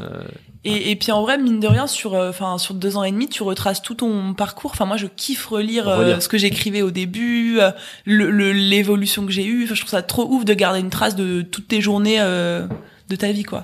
Je crois que tous les plus grands, tous les entrepreneurs qui ont des résultats dingues, ou des gens qui ont les vrais leaders, on va dire, de ce monde, écrivent, en fait. Ouais. Prennent le temps, même des gens qui ont pas trop le temps. Ouais. Ils écrivent, et j'avais lu la biographie de Napoléon, de Jacques Bainville, que je vous conseille d'ailleurs, qui est une vieille biographie du début du 20e. Et en fait, on apprend que Napoléon, il lisait énormément. Il transportait sa bibliothèque sur les champs de bataille et tout. Il avait une sorte de charrette avec sa bibliothèque. Et surtout, Et en fait, il écrivait énormément. Tous les jours, il écrivait, donc que ce soit des correspondances, parce qu'à l'époque c'était ça, ou alors son journal lui, quoi, un peu perso, quoi. Ouais. Et donc il y a des tonnes d'écrits de Napoléon, et c'est pour ça qu'on a pu faire des biographies assez précises de ce qu'il pensait, ses ressentis, de ce qu'il faisait, parce que il écrivait tout jour après jour. Voilà ce qui se passe. Et un truc incroyable, c'est qu'il servait aussi de ça pour faire un peu de la propagande, parce que en gros les gens savaient pas ce qui se passait sur le front, et donc il avait créé le journal de la Grande Armée. C'était lui-même qui l'écrivait en fait. Okay. Et il écrivait ce qui se passait sur le front, mais avec un côté un peu propagande. Bien sûr. Donc il envoyait, donc du coup les gens à Paris pouvaient lire ce qui se passait, les exploits de son armée. Mais c'est trop bien. Mais l'écriture, en fait, je trouve que même je dirais à un moment où on est un peu dans l'IA, où on a l'impression que tout ça, ça va moins nous faire écrire. Je pense que écrire un peu, prendre le temps d'écrire, c'est primordial juste pour structurer sa pensée. Ouais, c'est ça. Et je trouve que c'est hyper important, donc ça m'étonne pas que tu le fasses. Et moi j'ai jamais arrêté de le faire, c'est l'habitude que je tiens le plus, et même si c'est 5 minutes, en fait j'ai les quelques fois où j'arrête, genre je vois directement la différence en termes de comment je me sens. Tu vois, par exemple, je vais partir en vacances, ou je sais pas, je vais être dans une période vraiment speed, je vais me dire vas-y c'est bon, pour quelques jours j'arrête, je le fais pas, je vois instantanément la différence. C'est-à-dire que je suis mes émotions ça va pas du tout, je suis ultra angoissée pour rien, enfin vraiment ça me régule aussi mes émotions, quoi. C'est trop important pour moi, vraiment. J'avais une question là en t'écoutant. En fait, tu crées beaucoup de contenu, et du coup forcément t'as une certaine transparence sur qui tu es, t'as pas de mal à parler de tes émotions, par exemple, t'as pas de mal à parler qu'à un moment t'as un petit nervous breakdown sur des trucs comme ça. J'ai vu dans quelques vlogs que tu disais voilà, il y a des choses, donc tu partages vraiment. Qu'est-ce que les gens ne comprennent pas sur toi? Toi qui toi qui es très transparente, qu'est-ce que les gens ne comprennent pas de toi? Qu'est-ce que les gens ne comprennent pas de moi? C'est une excellente question, parce que franchement, j'essaie d'être de partager le plus possible de choses sur moi. Tu sais qu'en vrai, je pense qu'il y a très peu d'aspects de ma personne que j'ai pas évoqués. Genre même mes trucs privés, mes émotions. Genre, enfin, j'ai vraiment tout partagé. Je pense qu'il y a peu de choses que les gens comprennent pas sur moi. Je réfléchis s'il y a pas un truc qui me vient, mais peut-être qu'il y a des gens qui se demandent comment je fais pour comme dit tout à l'heure, pour aller si vite. Peut-être qu'ils pensent qu'il y a des choses que je dis pas, des choses que je garde pour moi, mais en fait j'ai tellement dès le début eu une démarche de je te partage tout. Genre dès mes premiers mois j'étais en mode mes premiers chiffres, mes premiers clients, mes premiers doutes, mes premiers échecs, j'ai toujours tout partagé. Tu vois, il y a pas un échec que j'ai vécu que j'ai pas dit à ma communauté, que j'ai pas raconté en long, en large, en travers, sur l'instant, après, les leçons que j'en ai tirées. Enfin même mes plus sombres erreurs, les trucs. Enfin là, l'année dernière, par exemple, j'ai vécu une période vraiment de merde à tous les niveaux, perso, pro, avec mes clientes, avec mon équipe et tout. J'ai tout partagé, genre même les trucs pas bien que j'ai fait, les erreurs que j'ai faites. Genre j'ai aucun mal, et genre j'ai même pas peur qu'on me juge, parce que je me dis en fait, il y a forcément des gens qui me jugent.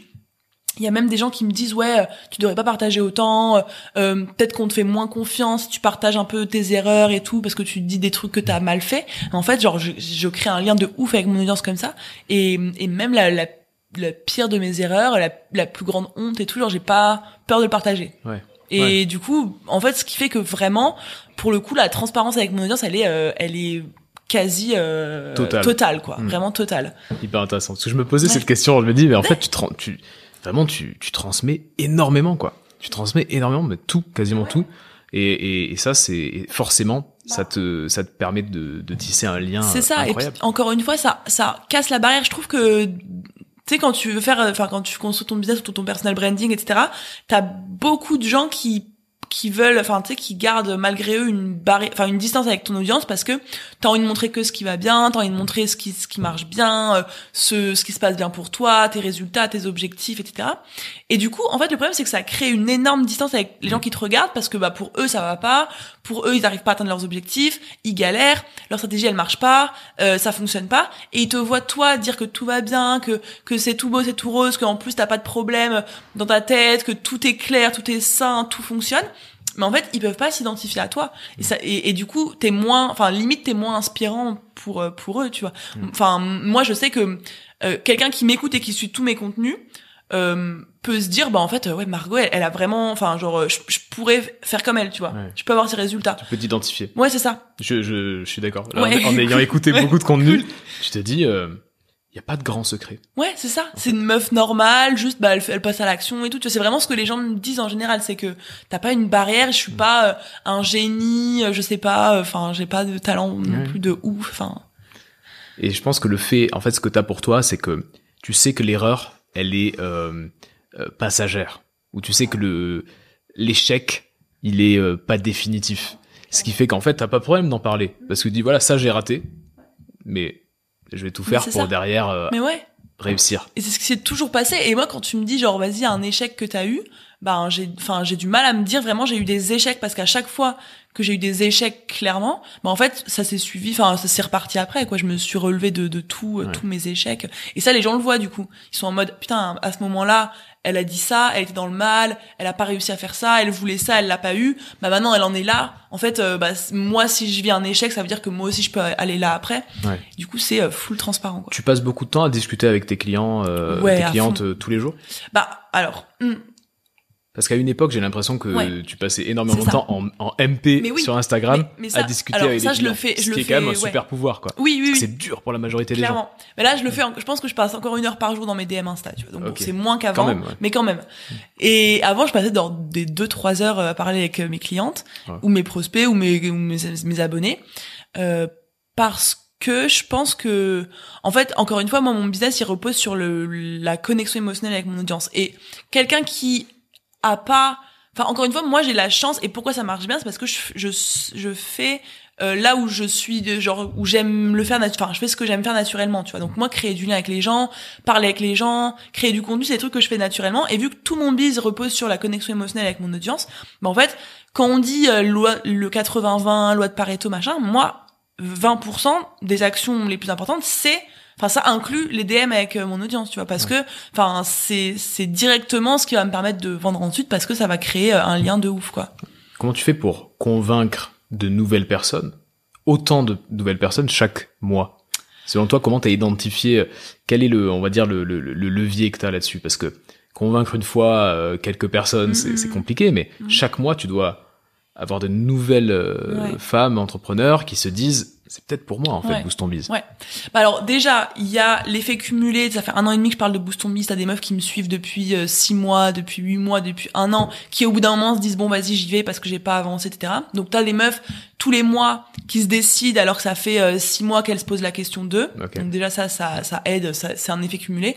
Et là aussi, ce qui m'a fait vraiment scaler, c'est d'organiser des challenges gratuits tous les mois. Je fais une pause l'été, mais en fait, en gros, j'organise un événement gratuit par mois. Ouais, donc c'est un événement en ligne. Ouais, c'est ça. Là, par exemple, ces 3 derniers mois, c'était des challenges de 5 jours. Ouais. Bon, je ferai peut-être pas autant les temps prochains parce que c'est quand même fatigant. Mais en gros, pendant 5 jours, je réfléchis à une promesse, un contenu que j'ai envie d'apporter. Et en fait, je recrée l'ambiance Boost ton Biz, la communauté, le côté lien. Je mets toute l'équipe de Boost ton Biz sur les challenges qui m'aident à animer, etc.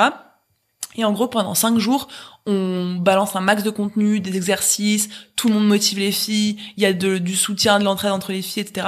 Et du coup, en fait, on leur donne un peu un aperçu de ce que c'est Boost ton Biz. Et ensuite, on leur dit, maintenant, si tu veux continuer avec nous sur le long terme, à vie, dans Boost ton Biz, en fait, faut acheter le programme. Et du coup, le fait de faire ces petits challenges-là, c'est ça qui m'a aidé là, ces derniers mois, à vraiment scaler, quoi.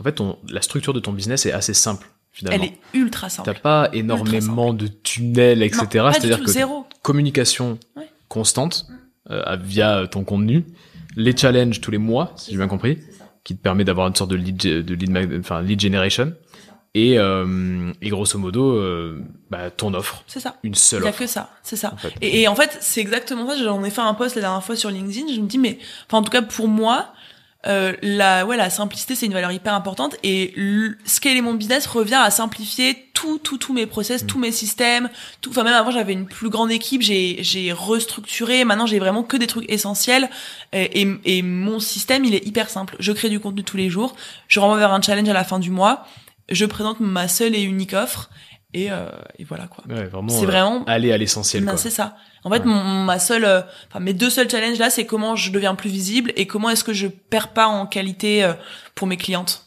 S'il y a 50 personnes qui arrivent tous les mois dans les prochains mois, c'est autre chose que 20 personnes. Enfin, tu vois, c'est un autre challenge, quoi. Quelle est la compétence que t'aimerais avoir mais que tu n'as pas aujourd'hui? Savoir taper du poing sur la table, dire les choses et tout. Genre, je suis ultra gentille. Dans le management, c'est un peu compliqué, tu vois. Genre, j'ai pas jamais envie de faire de mal aux gens ou même de dire non. Je suis hyper gentille. On me marche facilement dessus. J'ose pas trop m'affirmer et tout. C'est clairement ce qui me manque. Genre, dans des réunions, des trucs comme ça, c'est encore mon plus gros point faible. Ouais. J'ai du mal vraiment à ouvrir ma gueule, à parler, enfin à dire les choses. Surtout, en fait, c'est vraiment d'aller en contradiction avec les gens, de savoir que même, tu vois, les filles de mon équipe, j'ai envie qu'elles me trouvent cool, j'ai envie que les gens me trouvent sympa, j'ai envie que les gens me trouvent gentil, j'ai pas envie de faire du mal, j'ai pas envie de blesser, j'ose pas aussi le faire. Et du coup, c'est clairement ça que j'aimerais avoir naturellement. Ça, pour le coup, je ne l'ai pas du tout naturellement. Ouais. C'est vraiment un point faible. J'ai du mal à travailler.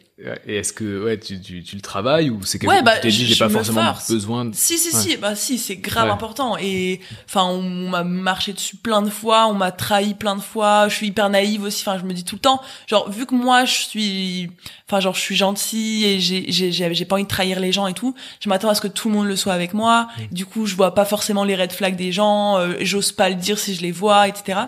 Et du coup, si j'essaie grave de le travailler, même tu vois, genre là, de plus en plus, il y a plein de gens qui me demandent, viens, on va boire un café, viens, on va discuter, on se voit et tout. En fait, rien que dire non à ça me demande déjà un effort de ouf. Je suis en mode, je trouve 1000 excuses de, je suis désolée, en ce moment, je suis débordée, alors que, factuellement, je peux pas dire oui à tous les gens qui me proposent un café ou qui me proposent une visio. T'es chaud, on fait une visio pour que tu me présentes ton activité, tu me donnes un peu des conseils, ou alors on échange, on crée des synergies et tout. Maintenant je peux pas dire oui à tout le monde, et rien que ça me demande un effort de ouf de dire non à quelqu'un comme ça. Du coup ça se travaille petit à petit, mais c'est pas facile, quoi. Pas évident. Clairement. En plus t'es suivi par des milliers de personnes, des dizaines de milliers de personnes même, ça commence à être pas mal. Et depuis que je suis à Paris, on me demande souvent d'aller boire des coups, boire un café, très Paris, ça, manger. C'est ça. Et bon, moi je veux bien de temps en temps, mais je peux pas faire ça toute ma journée, quoi. Ouais, tu peux pas. J'ai une question un peu différente, mais mis à part évidemment d'avoir créé ton business, de quoi t'es la plus fière? Je pense d'avoir trouvé un peu un sens à ma vie et une mission à travers mon business. Tu vois, c'est que moi l'indépendance des femmes et la liberté des femmes, etc., c'est un truc qui m'a toujours tenu à cœur personnellement, tu vois, dans ma vie de tous les jours. Et le fait d'avoir réussi à trouver une mission qui vraiment m'anime en plus de mon business, et ça on en a pas parlé, mais je pense que le fait que j'ai autant envie, tu vois, même si j'étais pas payée pour le faire, ça a toujours été un combat que je voulais défendre, un truc que je voulais porter, etc. Et le fait de pouvoir, à travers mon business, permettre justement, littéralement à des femmes de devenir indépendantes et de devenir libres et de vivre la vie qu'elles veulent vivre et de laisser personne leur dicter leur vie, etc. C'est un accomplissement de ouf pour moi. Si t'enlèves l'aspect argent, etc. Rien que ça, genre je me couche le soir, je suis fière de ça, tu vois, je suis contente de ça. Et du coup, c'est aussi, je pense, le fait d'être animée par un truc qui est un combat plus important que gagner de l'argent et avoir un business. Ça m'aide aussi, je pense, à aller plus loin et à me bouger et à continuer d'avancer, quoi. Ouais, tu vois, c'est ce qui est, parfois on se demande, avoir une vision, avoir un pourquoi, c'est ça change tout. Mais oui on se demande ce qui manque quelquefois, ce qui manque souvent, c'est d'avoir un pourquoi. C'est pour ça que Simon Sinek, il a vendu des livres, Find Your Why. Je l'ai tous lu, clairement. Parce que pourquoi ça a parlé à tout le monde, ce truc-là? Parce qu'en fait, tu te dis, oui, en fait, si je sais pourquoi je me lève le matin, c'est ça. Ça change tout. Et puis ça t'aide quand t'as pas envie, t'as forcément des moments où t'as la flemme, où t'es pas bien, où il se passe des trucs, ou des galères qui t'arrivent et tout. Mais en fait, quand tu sais que t'as une raison qui est plus grande que toi et qui va aider tellement de gens, tu peux pas te permettre de rester dans ton lit. Tu peux te permettre un petit peu, mais alors faut que tu te bouges, faut que tu fasses les choses, faut que t'avances même si t'as peur et tout, parce que moi je me dis, genre il y a des meufs qui comptent sur moi là, qui le savent pas encore, mais qui ont besoin de moi pour avoir de moi et de mon équipe et de Boost Ton Biz pour avoir la vie qu'elles veulent et pour être libre, indépendante. En fait ça me drive de ouf. Est-ce qu'il y a une leçon un peu de vie que t'as mis du temps à apprendre ou à comprendre? Attends, une leçon que j'ai mis du temps. En vrai, il y en a j'ai tendance à être un peu, enfin voilà, à avoir besoin de répéter X fois la même erreur avant de me rendre compte que voilà. Mais je pense en vrai que la leçon de vie la plus importante, c'est pas hyper fun, mais c'est que les gens ne sont pas aussi genre forcément bienveillants et honnêtes que ce que je pensais, tu vois. En vrai, c'est une leçon un peu qui fait bader, mais j'ai mis ultra longtemps à la comprendre. C'est que moi, j'ai toujours vécu un peu dans le monde des bisounours, genre tout le monde est gentil, tout le monde veut le bien de tout le monde, y a pas de raison que quelqu'un soit méchant ou que quelqu'un soit malveillant, etc. Et depuis que je suis entrepreneur, à plein de reprises, je me suis rendu compte que cette théorie-là, elle marchait pas du tout et qu'en fait, il y a plein de gens qui, pour X ou Y raison, hein, je sais pas si l'être humain, il est bon ou mauvais, je pense qu'il y a les deux, mais il y a plein de gens pour des raisons, enfin, pour X raisons, qui te veulent pas forcément du bien, qui ont pas trop de scrupules à te trahir, qui ont pas trop de scrupules à faire des trucs dans ton dos et tout, qui sont pas forcément ultra loyaux. Moi, c'est des valeurs qui sont méga importantes, genre la loyauté, la fidélité, entre guillemets, le fait de pas trahir les gens avec qui je me suis engagée ou quoi, c'est hyper important. Et en fait, je me suis rendu compte à plein de reprises que c'est pas le cas de tout le monde. Et en vrai, je pense que c'est la leçon qui m'a le plus ouvert les yeux, pas forcément positivement, mais j'ai mis vraiment du temps à comprendre, quoi. Ouais. Mais en vrai, bon, c'est le jeu. Hein. Et du coup, il y a des choses qui ont changé à ce moment-là, quand t'as ouais, compris carrément. ça. Là maintenant, c'est simple, c'est que je suis genre quand je rencontre une personne, je suis neutre sur est-ce que c'est une entre guillemets dans ma personne des choses une bonne personne ou une mauvaise personne. Enfin, est-ce qu'elle, tu vois, je suis en mode je vais pas forcément faire confiance. C'est à ce niveau-là, c'est au niveau de la confiance que je donne aux gens. Maintenant, je suis en mode ça se mérite et ça se gagne, tu vois. C'est pas avant c'était je te rencontre, t'as l'air sympa, genre je te donne toute ma confiance et j'ai même plus aucun doute et je vois même plus les red flags parce que je me suis dit vas-y, je te fais confiance donc c'est bon. Et maintenant c'est plus du tout ça. Ouais, je suis un peu comme ça. En vrai, je suis un peu du genre à avoir une sorte d'a priori positif sur les gens. Ouais, voilà, c'est ça. Je me dis je rencontre quelqu'un, c'est quelqu'un de sympa, je peux lui faire confiance, tu vois. Je me dis pas, j'ai du mal à me dire, il y a des gens qui ont des a priori négatifs et qui ensuite se disent en fait c'est une bonne personne.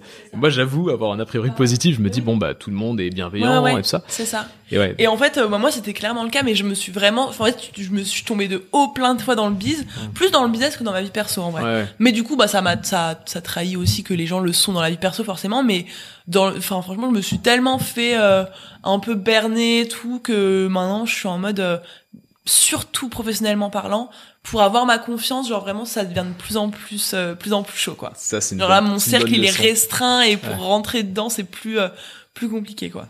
Ça c'est une leçon de vie. Bonne leçon. Ouais, c'est une bonne leçon. C'est une bonne vraiment, leçon. Vraiment. Et est-ce qu'il y a des gens que t'as croisés sur ton chemin qui ont eu vraiment une influence énorme en fait dans tout ce que tu fais, dans tout ce que tu es aujourd'hui?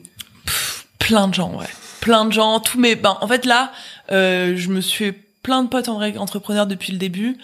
Encore une fois, je crée facilement des liens avec les gens, donc en fait, j'ai besoin de créer des liens, d'être avec des gens pour avancer, pour évoluer, et du coup, chaque personne que j'ai rencontrée, en vrai, même les gens qui m'ont un peu trahi et tout, finalement, ils m'ont servi d'une manière ou d'une autre, et en fait, j'ai été inspirée, impactée et changée par quasiment tous les gens que j'ai rencontrés, des gens qui sont devenus plus proches que d'autres. Enfin, j'ai des très bons amis maintenant, je peux dire, dans l'entrepreneuriat, qui m'ont grave aidé, ma famille m'a grave aidé, mes potes d'enfance m'ont grave aidé. Enfin, en fait, je me nourris grave des gens et de ce que les gens m'apportent, quoi. Ouais. Donc, plein de gens qui ont changé un peu mon chemin, quoi. Il y a une question que j'aime bien dans la même lignée, c'est si tu devais remercier quelqu'un que tu n'as jamais eu l'occasion de remercier, mais qui a eu un impact incroyable dans ta vie, qui t'aimerais remercier là?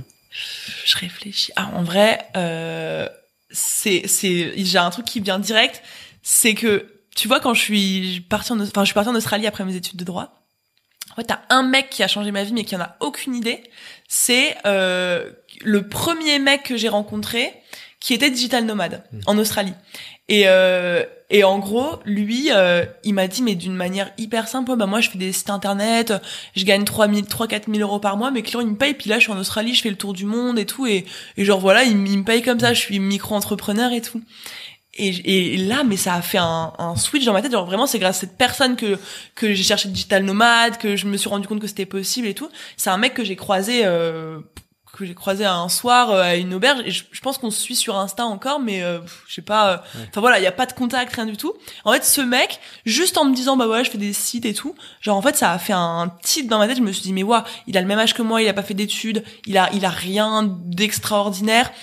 Il est en Australie, il voyage, en même temps il est payé pour ça. Moi je suis dans des études de droit que je déteste, je dois reprendre un master en rentrant en Australie, ça me donne envie de mourir de me dire que je vais retourner à la fac. Et en fait, juste ce mec-là, par ce qu'il m'a dit, il a changé toute la trajectoire de ma vie, quoi. Je trouve ça ouf des fois de se dire comme une rencontre, à un moment, peut changer toute ta vie, quoi. C'est un truc de ouf. Et là, c'est de la chance un peu. Là, c'est le hasard. Pas on dit qu'il y a jamais de hasard, oui. mais oui, je suis d'accord avec toi. Il y a juste un échange, parfois quelqu'un qui te dit un truc.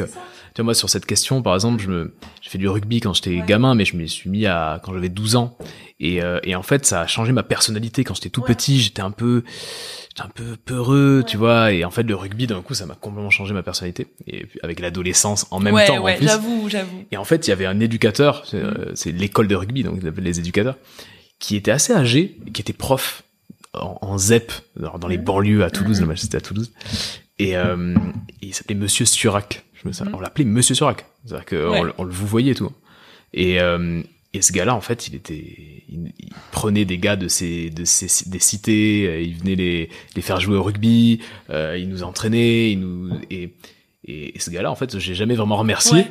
Mais alors que son impact a été énorme dans ma personnalité, dans ce que j'ai pu créer après, dans ma confiance en moi, et il change la vie de pas mal de gamins, ce gars-là. Et enfin, il a changé, il doit être assez âgé aujourd'hui, peut-être avoir 85, 90 ans peut-être. Mais il a changé. Mais il a changé, et cette question elle est incroyable parce qu'on se rend compte exactement des petits échanges, des petits moments. Désintéressés souvent. C'est ça. Qui sont désintéressés, et où les personnes ne se doutent même pas qu'ils ont eu cet impact-là, tu vois, genre, moi, il a aucune idée qu'il a eu un impact dans ma vie, et de la même manière que nous, on a dû avoir un impact de ouf dans la vie des gens, alors que nous, on a juste dit un truc, comme ça, au cours d'une discussion, et peut-être, tu sais pas comment les gens ça tilt après, et tu peux tout changer par rapport à ça, et ça, clairement, c'est du hasard. Après, bon, il y a hasard, mais j'aurais très bien pu prendre son information et me dire bon bah il a de la chance, moi je pourrais pas, tu vois. En tout cas à ce moment-là ça a résonné pour toi. Mais voilà, à ce moment-là il me l'a dit au bon moment, et ouais, c'est trop ouf de se dire que comme les gens ils peuvent avoir une influence sur le reste de ta vie par une simple discussion. Moi ça me fascine. Et ça peut nous inciter à nous dire pourquoi ne pas discuter justement, pourquoi ne pas échanger. Parce que si chaque fois que t'as clairement. Mais c'est pour ça tu peux changer la vie de quelqu'un sans le savoir. Mais c'est ça. Moi, c'est pour ça que je kiffe, je kiffe être avec des gens, parler avec des gens, rencontrer des gens, discuter avec des gens, même sur Insta, avec mes clientes. Même de mes clientes, j'apprends de ouf, de leur histoire, de leur façon de voir les choses. Je pense que tu peux apprendre de n'importe qui. C'est pas moi, mes clientes m'inspirent de ouf pour plein de choses, alors que, tu sais, des fois, tu te dis, ouais, t'es inspiré que par les gens qui sont au-dessus, et quand tu dis au-dessus, c'est genre littéralement financièrement et au niveau du statut, tu vois. Alors que finalement, moi quand je fais des journées en présentiel avec mes clientes, que je discute avec elles et tout, genre je suis grave inspirée, tu peux être inspiré de tout le monde, quoi. D'où l'intérêt de créer du lien et tout. Justement, tu parlais de statut. J'avais une question que j'arrive pas à formuler dans ma tête, mais là le fait de parler de statut, forcément on peut vite avoir l'impression que en gagnant beaucoup d'argent, en développant des gros business, on change de statut, en tout cas on rentre dans un jeu de statut. Est-ce que toi, et en même temps moi j'ai l'impression que justement tu joues pas à ce jeu, en fait. Ouais. Non. Et est-ce que c'est conscient, est-ce que c'est inconscient Mais en fait, je pense que moi, alors je suis hyper fière de tout ça et tout, mais mon niveau d'argent financier, etc., il fait pas partie intégrante de ce que je considère comme vraiment important pour définir la réussite, le bonheur. Ouais, c'est ça. Genre moi c'est pour ça que je pense que je rentre pas dans ces jeux-là, et certes encore une fois je suis trop contente et je continuerai à me battre pour aller encore plus loin et tout, mais je vais jamais me considérer comme au-dessus d'une personne qui gagne moins d'argent que moi, ou qui a moins d'abonnés, ou qui est moins avancée que moi. Pour moi, c'est pas du tout une mesure de valeur de quelqu'un. Pas du tout. Et du coup, je me l'applique pas moi-même, donc je me prends pas pour quelqu'un je me prends pas pour je sais pas qui, genre je suis une meuf normale et tout. Et je m'identifie pas du tout comme quelqu'un d'extraordinaire, ou pas du tout. De la même manière que je vais pas juger quelqu'un d'autre parce que il a moins d'argent que moi ou quoi. Enfin, c'est vraiment moi j'ai des valeurs qui sont vraiment à des années-lumière de ça, dans ce que je considère comme important, tu vois. Genre, je vais être beaucoup plus sensible à est-ce que quelqu'un est loyal, est-ce que quelqu'un est ambitieux, est-ce que quelqu'un, je sais pas, est déterminé. Il y a plein de valeurs qui sont importantes pour moi chez quelqu'un que j'estime, que je trouve valorisante. Mais l'argent que quelqu'un gagne et la notoriété que quelqu'un a, c'est pas un truc qui me fait définir une personne, quoi. Ouais. Et je me définis pas comme ça non plus. Ni supérieur ni inférieur aux gens. Non, c'est quoi. Ça. Tu te sens. Ouais, on est tous les mêmes, quoi. Mais de ouf. De ouf. Et du coup, naturellement, je rentre pas dans ce truc de. Enfin, genre, je sais que j'ai absolument pas la grosse tête. Genre, enfin, c'est vraiment factuellement, je sais que j'ai pas la grosse tête, tu vois. Parce que tu vois, je trouve que le marketing et tout ce qui est business coaching, tout ça, en fait, c'est en train d'évoluer un petit peu vers justement ce que tu dis. C'est-à-dire, les gens, ils ont pas trop envie que ça soit descendant. Dans le sens, je t'explique ce que c'est que faire du business. Ou je t'explique ce que c'est que, voilà, regarde-moi comme je suis exceptionnel. Et le côté descendant est complètement déséquilibré, le rapport de force, qui en fait, avant, fonctionnait bien. Il y a une dizaine d'années, tu vois, c'était ça. C'était le ton. Donc t'avais des gourous, on appelait des gourous du marketing, ça. J'ai l'impression qu'aujourd'hui, c'est plus trop ça, trop ça qui marche, entre guillemets, ou qui plaît. Et toi, justement, t'as l'impression que ça va évoluer dans quel sens? Dans ce sens-là. Je pense que personne n'a envie de se sentir inférieur à quelqu'un parce qu'il fait moins d'argent ou parce qu'il est moins avancé ou quoi. Et de la même manière que moi, tu vois, je serais pas à l'aise avec une personne qui me fait me sentir inférieur, tu vois, qui lui se sent supérieur par ses résultats, par sa notoriété, et qui du coup me prend un peu, enfin c'est un truc que je déteste, les gens qui par exemple gagnent plus d'argent que moi, j'en ai rencontré, tu vois, à force des entrepreneurs qui sont avancés et tout, et qui me prennent un peu pour leur petite, voilà, qui ont en mode j'ai tout compris à la vie et t'inquiète pas, je vais t'élever, je vais t'aider et tout. J'ai trop du mal avec ça. Et j'ai pas du tout envie d'imposer ça à qui que ce soit dans ma communauté. Et je pense qu'il y a de plus en plus de gens qui, en fait, je pense que c'est naturel, t'as pas forcément envie d'avoir quelqu'un qui te fait te sentir inférieur à lui, tu vois. Enfin, moi, c'est un truc qui me paraît naturel. Ouais. J'ai pas envie de me sentir inférieur à quelqu'un, j'ai pas envie de me sentir supérieur à quelqu'un. Et c'est pas du tout la manière dont j'ai envie de transmettre les choses, quoi. Et je pense qu'on évolue plus vers ça. Je pense que les gourous, les gens qui sont vraiment en mode, genre, moi, j'ai tout compris, tout t'as rien compris et je vais te montrer comment on fait, t'inquiète. Je pense que ça a de moins en moins d'influence, de moins en moins de poids et tout le monde s'en rend compte. C'est l'auteur Pierre Lemaitre. Je sais pas si tu vois, Pierre Lemaitre, c'est un auteur de romans, tu vois. Okay. Genre Au revoir là-haut, par exemple, c'est Pierre Lemaitre. Ouais.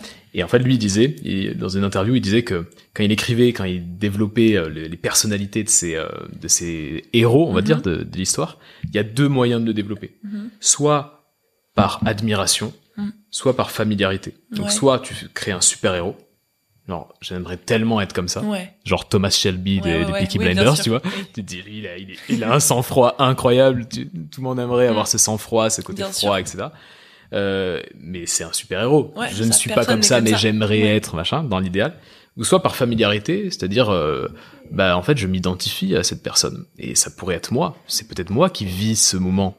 Tu t'imagines à la place de la personne.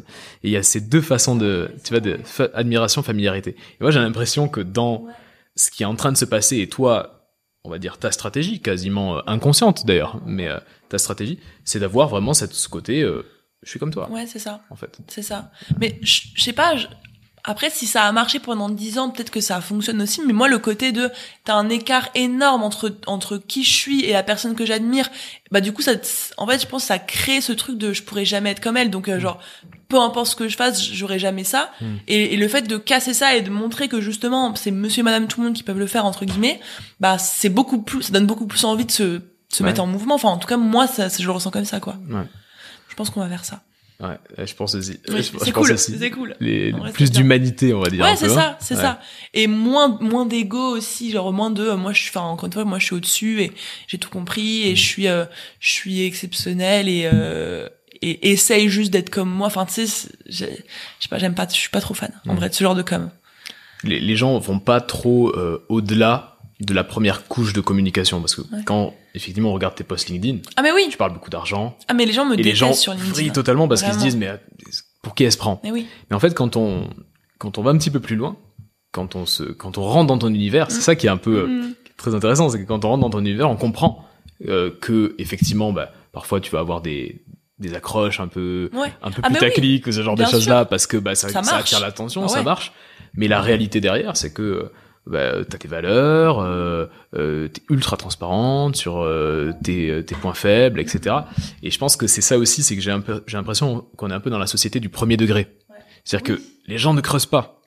TikTok, par exemple, c'est parfait pour ça. Les gens, ils voient une vidéo sur TikTok, tu lis les commentaires, déjà 80% d'insultes, oui. et tu vois, et tu te dis, mais les gens ne vont pas au-delà, ils réfléchissent pas tellement. Et c'est ça qui est un peu compliqué, je trouve. Oui. Mais même des fois, les gens enfin, moi, par exemple, sur LinkedIn, des gens, littéralement, ne lisent pas le post qu'ils critiquent, tu vois. Ils sont en mode, j'ai dit un truc dans ma phrase d'accroche, genre 100 000 € ou un truc comme ça, j'ai dit un truc qui leur a fait tilt. Ils ne lisent même pas mon post pour dire des trucs, tu vois. Et genre, je te dis, genre, t'as même pas ce truc d'aller juste lire le truc. Des fois, ils disent des trucs, vraiment, je les dis dans mon post. Genre, je sais pas, je vais dire, exemple, l'argent, c'est pas ce qui est le plus important pour moi. Par exemple, le mec va me dire, toi, tu penses qu'à l'argent, machin, des trucs, mais lunaires. Genre, juste lis le post avant de dire, enfin, bref. Ça, c'est un truc de ouf. Sur LinkedIn, c'est que ça. Mais tu vois, d'un autre côté, ces gens-là, ils m'apportent full visibilité. Et après, les meufs qui rentrent, ou même les mecs, hein, j'ai plein de mecs sur LinkedIn qui kiffent et tout, et qui rentrent un peu dans le truc, qui lisent ce que je fais, qui vont sur Insta et tout, bah après, finalement, ils se rendent compte que c'est pas parce que t'as mis une accroche que ça définit qui tu es. Et si je mettais des accroches moins putaclic, ça marcherait moins, quoi. C'est ça. Ça, je pense qu'il y a un avant, un après. Moi, j'ai vraiment eu une sorte de switch, de changement énorme qui s'est passé quand je me suis dit, c'est pas parce que l'accroche est putaclic que que forcément le contenu est de mauvaise qualité. J'ai mis parce qu'en fait, tu vois, tu te dis, par exemple, je suivais un gars qui s'appelle Greg Lagrange, qui est un copywriter. Et lui, mais genre, tu lis ses mails, c'est ultra putaclic, c'est de la psychologie, genre vraiment pushy, c'est du marketing répulsif. Genre, si t'es pas content, passe ton chemin, tu vois, ce genre de truc-là. Et je disais ça, je me disais, mais c'est qui ce mec, quoi? Et en fait, tu comprends que il est très, très fort en psychologie humaine, en réalité. Et que oui, c'est putaclic, mais en fait, ça attire ton attention. Donc, je pense qu'il y a un changement, il y a un truc, moi, qui s'est passé à un moment où je me suis dit, il faut aller au-delà de la première couche de marketing. C'est pas très grave que ce soit putaclic. Et le changement, il s'est opéré quand je suis allé sur TikTok et quand j'ai commencé à regarder ce qui se passait. TikTok, c'est que ça. C'est-à-dire que c'est 3 secondes. Mais oui. 3 secondes. Donc forcément, les gens balancent des dingueries complètement folles pendant 3 secondes. Et ensuite, derrière, tu peux avoir quelque chose d'intéressant. Et quand tu regardes sur 15 posts de la même personne, tu peux te dire, oui, en fait, sur 15 TikTok, il y a quand même des choses intéressantes. Tu comprends la subtilité. Mais au début, tu te dis, mais cette accroche, elle est complètement putaclic, en fait. Mais carrément. C'est difficile de faire du putaclic. Moi aussi, au début, je me disais, vas-y, je peux pas mettre ça en objet de mon mail, c'est too much. Elles vont se sentir attaquées, ou alors elles vont se sentir comme... Et en fait, les personnes que j'ai envie de toucher, elles vont au-delà de ce que je mets comme titre, tu vois. Et les autres, ça les fait parler, et du coup, ça m'apporte de la visibilité, donc bon. En fait, c'est ça. C'est, mine de rien, on est un peu dans la guerre de l'attention. Mais de ouf. Ça peut être un peu malheureux quelquefois parce que il y a du gros putaclic très hardcore, mais en même temps bon, il faut capter l'attention. Mais c'est ça. Donc de ouf. Et puis je pense que des fois t'as des réalités que c'est pas forcément ça te fait pas plaisir, mais il faut que tu t'y adaptes. Là pour le coup, factuellement, l'attention des gens elle est ultra difficile à aller chercher. Donc même si t'aimerais bien ne pas avoir à te forcer à faire du putaclic pour leur retenir leur attention, si tu le fais pas, les gens te calculent pas. Donc t'es obligé de t'adapter à comment ça fonctionne. Du coup, moi je me suis obligée à faire du putaclic, mais genre je fais mon titre putaclic et après j'explique mon raisonnement ensuite, quoi. Tu vois, par exemple sur ce podcast, je t'ai pas dit présente-toi. Parce qu'en fait, quand t'écoutes un podcast et que t'entends présente-toi, tu sais que t'as 5 minutes où la personne va se présenter, probablement que tu connais l'invité. Ouais, ça carrément. t'énerve. Alors, hop, je fais une petite intro de 2 minutes et bam, on part directement sur la première question. Et je pense que respecter le temps d'attention des gens, c'est devenu une compétence qu'il faut maîtriser. Mais c'est ça. Mais en fait, il y a plein de gens qui disent, et moi je me rends compte sur LinkedIn, genre, je sais pas, 80% de ce qui fait que mon post va être lu ou pas, c'est l'accroche. Enfin, c'est dans tout, en fait, vraiment, soit ta phrase d'accroche, soit ta première seconde de ton TikTok, de ton Reels, de ton podcast, peu importe, c'est ça qui va définir si la personne elle regarde ton contenu ou pas. Et du coup, c'est hyper important de le travailler. Et je pense que tu dois... Enfin, moi, sur LinkedIn, par exemple, je passe limite plus de temps à réfléchir à ma première phrase que à écrire le contenu ensuite, quoi. Parce que je sais que c'est ça qui fait tout. La guerre de l'attention. Mais vraiment. Mais bon, faut jouer avec ce qui se passe. Enfin, en fait, tu peux pas te dire ah bah non, moi je refuse que ça se passe comme ça. En fait, moi longtemps j'ai fait ça. Je dois t'avouer que longtemps je me suis dit non, je peux pas. Je comprends. Et il y a beaucoup de gens qui, dès que je commence à mettre des trucs un peu trop putaclic ou quoi, me disent mais attends, mais c'est quoi ton truc? Mais en fait, t'as pas le choix. Non, pas Mais vraiment. ouais, Pas c'est vraiment. ça. Et ça fait chier, mais il y a des trucs comme ça, c'est pas forcément en accord avec tes valeurs, mais c'est juste comme ça. Donc en fait, tu t'adaptes ou Ouais. personne te voit, personne t'écoute, tu vois. Et le but, enfin moi je préfère me dire, bon, je fais un peu de putaclic, je suis pas hyper fan, je suis pas hyper, enfin maintenant c'est devenu un jeu, mais au début j'étais Oui. pas à l'aise non plus, tu vois. Ouais. Mais je préfère me dire, bah je fais des trucs putaclic, mais au moins les gens lisent ce que je fais et du coup mon impact il est là et mon business il marche, etc. Plutôt que de me dire, bah je veux pas être putaclic pour pas blesser ou froisser ma communauté. Mais du coup, bah après, elle passe son tour et enfin, elle tombe sur un contenu plus putaclic sur lequel elle reste, quoi. C'était Grant Cardone, tu sais, qui disait ça. Il disait, moi, mon seul ennemi, c'est l'anonymat. Ouais. Je trouvais ça assez intéressant parce ouf. que au début, je me suis dit, mais qu'est-ce qu'il raconte, le seul ennemi, l'anonymat, je comprenais pas. Et en fait, ce qu'il dit, c'est que on est dans un monde où il y a tellement de bruit que tu passes inaperçu. 99% des gens passent inaperçus. Comment faire pour que les gens se disent, je connais, voilà, cette personne est top of mind pour moi quand je pense à business en ligne pour les femmes, business, coach business, machin, je pense à Margot, quand je pense à... Et tu vois, je pense que c'est ça, c'est que il faut se dire, ok, comment je peux faire pour exister déjà? C'est ça. Ça, ça peut, mais on peut le déplorer, tu vois, on peut le déplorer, on peut se dire, c'est dommage et tout, mais il y a tellement de bruit. Mais oui. Tellement mais c'est ça, on peut rien faire. Il y a des choses comme ça, tu peux rien faire. Genre, c'est comme ça, tu pourras rien y changer. Soit tu t'adaptes, soit tu te fais bouffer, quoi. Et moi, enfin, il est hors de question que je passe inaperçu. Genre, si je dois faire du putaclic, être des fois un peu clivante ou quoi, ou faire des choses où je passe 100% à l'aise, bon bah je le fais. Bon après tant que ça rempiète pas sur mes valeurs, je vais pas mentir, je vais pas blesser des gens, mais tu vois, si je dois titiller des gens, si je dois un peu y aller un peu fort dans parler d'argent. Ouais, c'est ça. Mais ça rend malade les gens sur LinkedIn, ça rend fou. Et du coup, vraiment. hop, ton post il est visible. Et tu vois, après quand tu es MrBeast par exemple, tu peux te permettre de plus être. Enfin, oui. Lui, mais pourtant, il est full putaclic. Il est à fond. Mais par exemple, quand t'as, je sais pas, un TikTok sur MrBeast, le fait que ça soit MrBeast, déjà, ça attire l'attention. Bien sûr. Donc, je pense qu'à un certain niveau. Il faut aller à ce niveau-là, voilà, tu peux, à mon avis, avoir un côté un peu, voilà, ton visage est suffisamment connu pour que tu puisses te permettre de descendre un peu. Mais bon, faut faire son trou, quoi. C'est ça. J'ai une dernière question pour toi. Si tu, en fait, j'ai deux questions. Dis-moi. Voilà. On a le temps, deux questions, tranquille. Alors, première question. Oui. Que j'ai emprunté à Tim Ferriss, que j'adore.